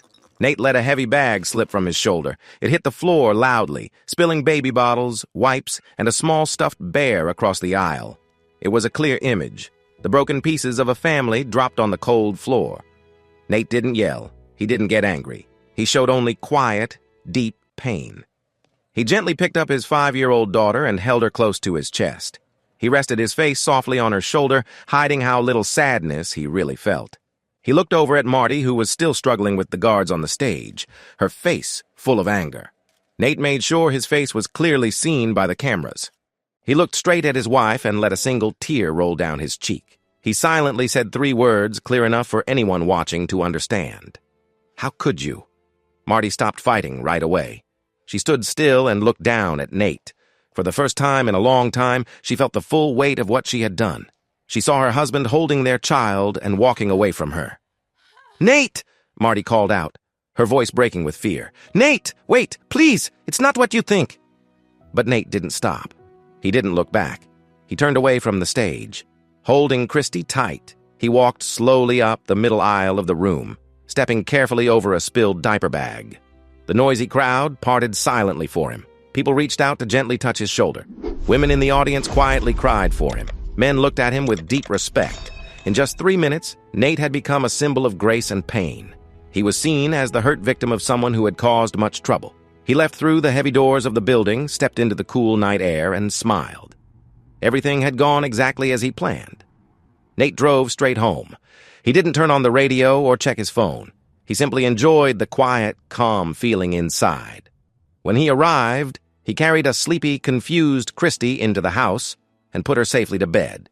He kissed her forehead, pulled the blankets gently over her, and quietly closed the door. Then Nate got to work. He went to the front door, took out a strong screwdriver and a new lock from his toolkit, and changed the front lock in less than 10 minutes. He moved to the kitchen and did the same to the back door. Next, he walked into the bedroom. He grabbed 2 big suitcases from the closet. He didn't pack carefully. He quickly threw Marty's fancy clothes, shoes, makeup bags, and jewelry boxes into the bags. After zipping them shut, he dragged the suitcases through the living room, opened the new front door lock, and threw the bags onto the porch. They hit the wooden floor with a loud final sound. He stepped back inside, locked the heavy deadbolt, and slid the steel chain into place. Then he went to the kitchen, poured himself a glass of good bourbon, and sat at the dark dining table. 2 hours later, bright headlights flashed across the living room window. Nate heard someone trying to open the front door, the sound of a key turning quickly but not fitting. "Marty!" Her voice called from outside, muffled by the thick door. She started hitting the door hard with her hands. "Nate, please, let me in. The press is outside the office. Dre left me alone. The donors stopped giving money. I have nowhere to go." Nate sat quietly and took a slow sip of his drink. He didn't move. "Nate, please!" Marty cried, her fists still hitting the door. "I'm sorry, I didn't want this to happen. Dre tricked me. Just open the door. Let me see Christy. I need my family." Nate stood up and walked slowly into the dark hallway. He stopped just in front of the door. He could hear her quiet, shaky breathing on the other side. He could hear her crying. He didn't shout back. Instead, he leaned his forehead against the door and spoke quietly, though she couldn't hear him. "You're not sorry, Marty," Nate whispered softly, his voice cold. "You're only scared because you got caught. You were ready to say I hurt you tomorrow. You wanted to take my daughter and ruin my life to cover yourself. You don't have a home now. You gave that up to save your money. You don't have a job. You destroyed it on live TV. You have nothing left. Nate, please answer me," Marty yelled, kicking the bottom of the door. In the distance, cutting through the night, Nate heard the sound of police sirens growing louder. He knew where they were going. The city's FBI office didn't waste time when evidence of fraud appeared on live TV with sworn papers to back it up. They were already at the campaign office downtown, taking everything, preparing to press charges. "Good luck with the feds, Marty," Nate whispered. He turned away from the door, walked down the hall, and went to sleep. The place was safe. The troublemakers were left outside to lose their way. The next morning, the sun shone cold and clear over the city. Nate sat at the kitchen counter, sipping a fresh cup of black coffee. His face was calm and still, showing no sign of worry. He had his laptop open on the kitchen counter, casually looking through the local news sites. Every homepage in the state showed the same big story. The political disaster at the city auditorium was the only thing people were talking about. He clicked on a popular video and watched Marty slap DeAndre Rollins across the face for the 10th time. It felt oddly satisfying. But the real news was hidden in the breaking updates. Nate read the details out loud in the quiet house, his voice low and steady. At exactly 1:15 a.m., agents from the Federal Bureau of Investigation entered the downtown office of the committee to elect Marty Daniels without warning. They took 16 computer servers, 4 filing cabinets filled with paper records, and the personal laptops of the campaign treasurer and DeAndre Rollins. A spokesman for the Department of Justice said they are now looking into claims of serious fraud and misuse of political campaign money across state lines. Nate took a slow sip of his coffee. The federal government was now involved. Because Dre had sent money from their campaign to expensive hotels in other counties through a centralized banking system, he had broken laws about doing business across state lines. That had brought the FBI straight into their lives. His burner phone buzzed on the counter. It was an anonymous news alert from Fiona Albright's blog. The message read, "Marty Daniels is now the main focus of a federal investigation. Her campaign is now on hold." Nate smiled quietly. Her political career was ruined, but the money troubles were only just starting. Before Nate could finish his coffee, his regular phone rang. It was Lillian Belmont, his divorce lawyer. "Nate," Lillian said quickly, her voice sharp and professional. "I guess you've been following the news." "I have, Lillian," Nate answered calmly. "It's a bad situation. I'm just trying to keep my daughter safe from all the attention." "You did just what I told you," Lillian said, with a rare hint of respect in her usual serious tone. She spoke quickly, like in a play. "You stayed out of the mess. You showed yourself as the good husband. And now she has ruined everything on live TV. We're filing the divorce papers this morning. The family court judge has already seen the news. I've set up an emergency meeting for tomorrow afternoon to settle the divorce terms. I want you in my office at 1 o'clock sharp. We're going to get everything we can for you." "Thank you, Lillian," Nate said. "I'll be there tomorrow." He hung up. A moment later, the phone rang again. This time, it was a blocked number. Nate let it ring 3 times before answering. "Hello? Nate?" Marty's voice broke softly through the phone. She sounded worn out and upset. She was calling from a borrowed phone. "Nate, please, you have to help me. I spent last night on the floor of a cheap motel. My bank accounts are all frozen. Josiah Higgins's lawyers filed a civil lawsuit against me early this morning. They want $2 million back right away. Nate, I have nothing left. Please let me come home." "I'm sorry, Marty," Nate said, his voice cold and empty. "But you don't live here anymore. My lawyer will contact you today. Don't call here again." He ended the call, blocked her number, and went to make pancakes for his daughter. The mediation room was plain and simple in a tall office building downtown. There was a long wooden table and 12 chairs. Nate sat on one side, wearing a neat dark suit. Next to him was Lillian Belmont, sitting straight, her thick briefcase open on the table. She looked sharp and ready for battle. The door opened slowly. Marty came in, holding the arm of a tired public defender she had found at the last minute. She looked terrible. She was still in the same clothes from the debate. Her hair was messy and unwashed. Her skin looked pale and unhealthy. The strong, proud politician was gone. Now, she looked scared and trapped. She sank into the chair across from Nate. "Nate, please," Marty whispered, leaning forward with tears in her red eyes. She didn't speak to the lawyers. Instead, she started begging quietly. "I'm so sorry. I was foolish. Dre took advantage of me. He promised so much, and I believed him. I was under too much pressure, and I made a bad choice. But I love you. I love Christy. Please, Nate, don't ruin everything we built over this one mistake." Nate didn't move or blink. He just looked at her with a cold, hard stare. The room grew silent, making her wait in her own sorrow. "You didn't just make a mistake, Marty," Nate said finally, his voice low and sharp. "A mistake is forgetting to pay a bill. What you did was a series of careful, made-up decisions. You chose them. Now you have to live with that."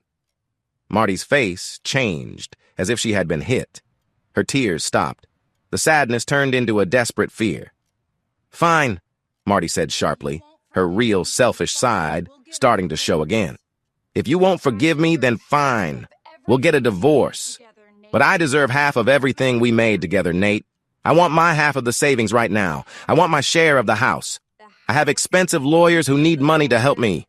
You have to write me a check for half of what we have now, or I will make this custody fight go on for years." Nate didn't say anything. He didn't even move much. He just turned his head slightly and looked at Lillian. Lillian Belmont smiled. It was a cold, sharp smile. She reached into her bag, pulled out a thick official paper, and slid it across the big wooden table. "You don't understand your money situation, Mrs. Daniels," Lillian said with strong confidence. She spoke in a firm, hard way that broke down Marty's hope. "You do not own half the house. You do not own half the savings. You do not have a college fund to use." Marty looked at the paper. Her eyes moved over the big, dark signatures at the bottom. It was the post-nuptial agreement. "You signed this paper freely, legally, and in front of a notary," Lillian said, pushing the point. "You separated your shared money. You gave all the money to my client. You did this to protect your money from trouble. And it worked. The money is safe from your problems, but it all belongs to Nate. You have nothing, Mrs. Daniels. You have no right to any of it. Marty stared at the paper. Her mind had trouble accepting how badly she had made a mistake, though she signed away her only chance because she thought she was smarter than Nate. Slowly, she looked up from the document. She looked right into Nate's cold eyes. The truth hit her fully. The timeline, the matching calendars, the sudden idea to run for office, the post-nuptial agreement. He didn't just learn about the problem last night. He had planned the whole thing from the start. You knew, Marty whispered, voice shaking with fear. You knew everything. From the very beginning. You planned this. I don't know what you mean, Marty, Nate said with a small, quiet smile. I just wanted to be a good husband. Before Marty could even think about the shocking truth of the post-nuptial agreement, the heavy door of the conference room opened again. Two men in sharp, dark suits walked into the room. Each carried a heavy leather briefcase. They did not seem like ordinary lawyers. They looked serious and strict. Sorry for the interruption, said the taller man, his voice flat and cold. We represent Reverend Josiah Higgins and the Higgins Foundation. Marty sank deeper into her chair. She looked like someone who just received terrible news. The lawyer walked straight to her and placed a thick stack of papers on the table, right on top of another document. Mrs. Daniels, he said loudly and clearly, our client is now enforcing the personal liability morality clause from your campaign funding contract. You broke the main rules of the Family First platform. You were involved in a public scandal, plus there are issues with your finances. Because of this, the $2 million donation is no longer a gift. It is a personal debt. I don't have $2 million, Marty shouted, pointing at the post-nuptial agreement. Look at this. My husband took everything. I have nothing left. The lawyer did not show any feeling. He looked at her with cold disapproval. Our client does not care about your marriage problems, Mrs. Daniels. Reverend Higgins wants his money back. Since you gave up your assets before, this debt will be taken from your future income. We are putting a permanent hold on your future wages. Your personal cars will be taken. Your credit lines are frozen. You will spend your life paying off this debt to a man who hates you. The lawyer turned sharply and left the room, leaving the papers on the table like a silent warning. Marty stared at the empty wall. She felt completely broken. In less than 10 minutes, she had lost everything from 3 different sides. Nate had taken her past. Josiah Higgins had taken her future. Now, said Lillian Belmont, breaking the quiet, tapping her pen on her notebook, let's talk about the terms of your full surrender over custody of your daughter. As the meeting went on, Nate's burner phone buzzed inside his jacket pocket. He pulled it out quietly and checked the news alert. Breaking. DeAndre Rollins agrees to cooperate. The former campaign manager has made a deal with the Department of Justice to give full testimony against Marty Daniels in return for immunity on the fraud charges. DeAndre had finally turned on Marty to save himself. Nate put his phone back in his pocket. His plan had worked perfectly. The bad people were now turning against each other. Now, Nate could focus on what mattered most to him. It was time to go to family court and ask for custody of his daughter. The judge was an older woman, probably in her late 60s. She looked tired but firm. She had clearly seen a lot of difficult cases in her life. She sat high up in the courtroom, adjusting her glasses as she looked over the many papers Lillian Belmont had given her. Marty sat at the defendant's table with her public defender. She looked very weak and tired. She had not slept for many days. Her hands shook as she held on to the edge of the wooden table. Nate sat calmly next to Lillian, showing he was a steady and caring father. The judge spoke, her voice loud and serious in the quiet room. Mrs. Daniels, I have read these papers carefully. I have looked at the written statements from the hotel staff. I have seen the video of your angry outburst on live television. Honestly, I am very shocked. Your Honor, please, Marty said, her voice breaking. She tried to follow the usual court rules. I am her mother. The law often favors the mother. I made mistakes, but I love my child. You cannot take her away from me. He tricked me. It was all set up. The judge hit her gavel firmly on the desk. The sharp sound filled the room. Do not interrupt me, Mrs. Daniels, she said, her eyes serious and strong. You are not allowed to use your role as a mother here because you are being investigated by the FBI for serious crimes. The judge gave a clear and final statement that ended the argument in Nate's favor. The law says custody is given to whoever is best for the child, the judge said, pointing toward Marty.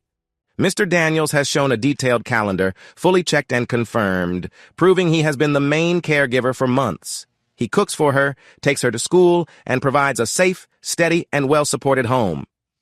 You, on the other hand, have been involved in a careless and public situation.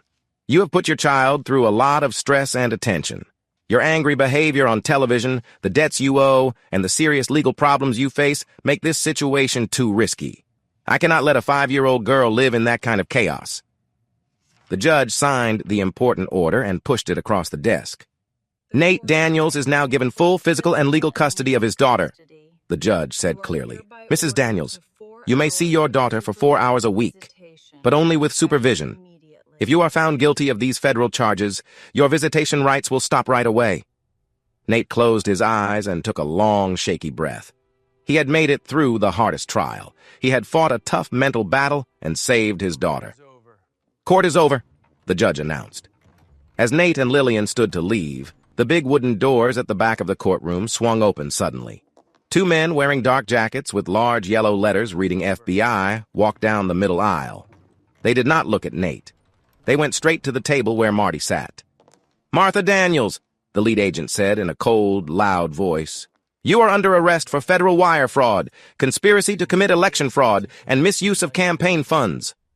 The agent took Marty's arms firmly, turned her around, and put steel handcuffs on her wrists. The sound of the handcuffs clicked loudly in the quiet room. Marty did not try to fight and did not yell. She just bent forward, broken and crying, as the agents led her out into the bright hallway. Nate watched her leave. He did not feel sorry. Instead, he felt a deep, strong sense of relief. Meanwhile, Dre Rollins thought he had won. He sat in his fancy apartment high above the city, sipping an expensive glass of scotch. On his huge TV, the news was showing Marty's arrest. Dre had made a deal with the FBI, sharing all he knew to protect himself from punishment. He felt safe, untouchable, but Dre did not know one thing. Fiona Albright did not agree to quick deals. Nate sat in his own living room, also watching the news when his phone gave him an alert. Fiona had published her second article. It was not about Marty this time. It was all about Dre. Nate read the headline out loud, smiling in the quiet room. The Parasite of Politics. How DeAndre Rollins Exploits Female Candidates. Fiona had gone beyond hotel bills. She had searched through Dre's whole work history. She wrote a detailed piece, showing proof that Dre had done the same wrong things to 3 other women running for office in different states. He had gotten close to their campaigns, formed improper relationships, demanded access to their campaign money, and then took the money for his own company that did no real work. The political world reacted right away. Within just 1 hour after the article was released, Dre's name became toxic. Nate watched the local news change from the courthouse to show a live scene outside Dre's fancy apartment building. The political consulting company Dre had worked with quickly made a strong public announcement, cutting ties with him right away. They said they never knew about his dishonest actions. Dre was completely banned from working with them. But things got much worse for Dre, much worse. Because Dre had admitted that he planned the fake consulting fees to get a deal that would protect him, the tax agency took notice. The FBI was not going to arrest him for fraud, but the tax people found out he had never paid federal taxes on the $45,000 he had taken. The news cameras zoomed in as 2 tax agents came out of the apartment building carrying boxes filled with Dre's financial papers. Soon after, building security led Dre out the front doors. He was officially kicked out for breaking the building's rules about behavior and illegal activity. He looked weak and defeated. The proud, sharply dressed man was now holding a plain box full of cheap office items. He tried hard to hide his face from the flashing cameras. He was broke. No one wanted to hire him, and he faced huge penalties for not paying his taxes that could ruin his life. Both criminals had been completely stopped. Nate turned off the TV. The fight was over. The federal justice system works coldly and with great speed when the proof is clear and in the open. 3 weeks after she was arrested, Marty Daniels sat in a small, windowless room at the federal courthouse. She wore a cheap, poorly fitting orange jumpsuit from the county jail. Her hair looked thin. Her face was pale. She looked 10 years older. She sat across a cold metal table from her court-appointed lawyer. Since Nate had all their shared money and Josiah Higgins had frozen her last credit cards, she could not pay for a skilled lawyer. She was fully depending on the state. "They have everything, Marty," the tired lawyer said, rubbing his eyes. He did not hide the truth. He spoke in a clear, hopeless way. They have the hotel bills. They have the video from the lobby with the timestamp. They have the exact internet addresses from the bank where you approved the money transfers for the PAC.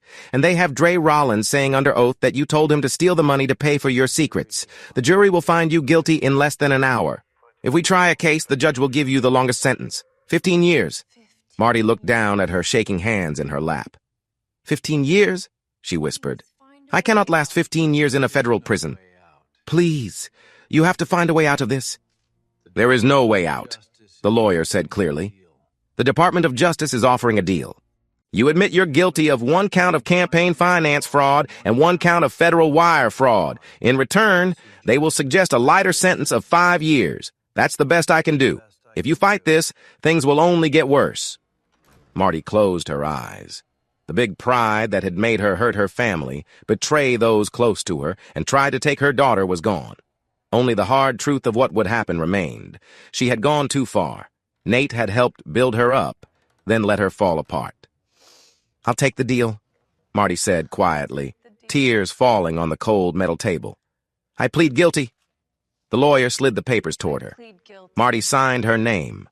Her future was sealed. The courtroom was full. Reporters from every major news station had come to watch the final fall of the once popular Family First candidate. Nate sat quietly in the back. He wore a plain suit. He did not seem proud or happy. He just looked calm. Marty was brought into the room by 2 officers. She wore the usual orange outfit, her hands linked by chains. She walked slowly to the defense table, her head down in deep shame. She could not even look at the people watching. The federal judge, a strict man who had no patience for dishonesty in politics, looked down at her. He showed no kindness. His voice was loud and firm as he gave the final decision. Martha Daniels, the judge said, his voice filling the quiet room. You asked this city for their trust. You spoke about honesty, good values, and the importance of family. But in truth, you made selfish choices that hurt everyone. You used money from your supporters in wrong ways. You broke the public's trust. You cheated the election system. And worst of all, you betrayed your own family to serve your pride. The judge lifted his gavel. Because you have admitted guilt, I sentence you to 60 months, 5 years, in a federal correctional institution. You must serve at least 85% of that time before being allowed to apply for early release. May you find peace, because this court will show none. The gavel hit the desk with a loud sound that filled the room. The officers took Marty by the arms to lead her out. As they moved toward the side door, she finally looked up. Her eyes searched the crowd. Then they met Nate's, sitting calmly in the back row. She looked at him with a quiet, sad look, as if asking for forgiveness, without words. Nate did not smile or frown. He simply looked at the woman who had tried to ruin his life and gave her a single, polite nod with no feeling. It was like a stranger recognizing a ghost. Marty cried hard as the heavy wooden doors closed behind her, locking her away from the world. Nate stood up, fixed his jacket, and walked out of the courthouse into the bright morning sun. He felt a deep, strong sense of final closure. 6 months later, the loud chaos of the political scandal was gone from the news. It had been replaced by the quiet, calm life he now lived. Nate stood by the large window in his living room, holding a warm mug of coffee. He looked out at the backyard. The morning sun shone bright, making long, golden shadows on the freshly cut grass. His life was fully his own. The house, protected by the post-nuptial agreement, was only in his name. The shared savings and the college fund were safe. The lawyers for Josiah Higgins had taken all of Marty's remaining money to pay off the debt from the morality clause, leaving Nate's assets untouched. The big scandal had made many people across the state feel sorry for him. His company, impressed by how quietly and calmly he handled the crisis, had promoted him to a top position. He received a big raise and a flexible schedule that allowed him to work from home. Nate didn't just survive his wife's betrayal, he carefully built a much better life from the ruins. He had won by being patient, logical, and by using public records to his advantage. Nate watched through the window as his beautiful 5-year-old daughter, Christy, ran across the yard, laughing happily while chasing a butterfly. She was safe. She was joyful. She was completely protected from the troubles her mother had tried to bring into their lives. Nate took a sip of his coffee, feeling a deep, peaceful calm. The pain was gone. The anger was gone. There was only peace. Suddenly, the sharp sound of the phone ringing in the kitchen broke the quiet. Nate walked over and looked at the caller ID. It said, Federal Correctional Institution, inmate call. Nate looked at the screen for a long moment. He did not feel nervous. Instead, he felt a calm, sure certainty. He picked up the phone. Hello? Nate said quietly. An automated, dull voice came through the speaker. You have a collect call from an inmate at a federal correctional facility. To accept this call, press 1. Nate slowly pressed the 1 button on the phone. The line clicked, followed by quiet crackling. Then, he heard a woman crying softly but deeply. Nate! Marty cried through the phone. Her voice sounded empty and lost, as if she was in a cold, lonely place. Nate, please. I'm so glad you picked up. What do you want, Marty? Nate asked, his voice cold and steady. I can't live here, Nate, Marty said, her words full of pain. It's like a nightmare. The noise, the people. I've lost everything. Josiah Higgins's lawyers took my car and my money. I sit alone for most of the day. I just want to go home. I want my life back. Please, Nate. Please let me talk to Christy just 1 minute. I need to hear her voice so I remember what it's like to be normal. I'm begging you. Nate stood in his quiet kitchen. He looked out the window. Outside, his daughter swung happily on the wooden playset. Her laughter filled the air, but Nate felt no pity. Instead, he felt a strong, quiet power. He leaned in closer to the phone and spoke slowly and clearly. Christy is playing in the garden right now, he said. She's safe. She's happy. She lives in a beautiful house that belongs only to me, and she doesn't need to talk to someone who broke the law. No, Nate, please! Marty shouted into the phone, panic in her voice, but Nate didn't raise his voice. He spoke softly and coolly. Enjoy your time away, Commissioner Daniels, he said. Then he hung up. He didn't just end the call. He ended her place in his life. Nate stepped away from the kitchen, opened the glass door, and went outside. He drank his warm coffee in the sun, watching his daughter swing higher and higher into the clear blue sky. He had won without any violence, leaving those who hurt him trapped by their own mistakes. If you like stories where justice is served quietly and fairly, be sure to subscribe to Infidelity Director for more incredible tales of revenge and strength. What do you think of Nate's smart legal plan? Did Marty deserve her sentence? Thank you for watching. Remember, true power doesn't come from shouting the loudest. It comes from patience, careful planning, and never giving up on the people you love.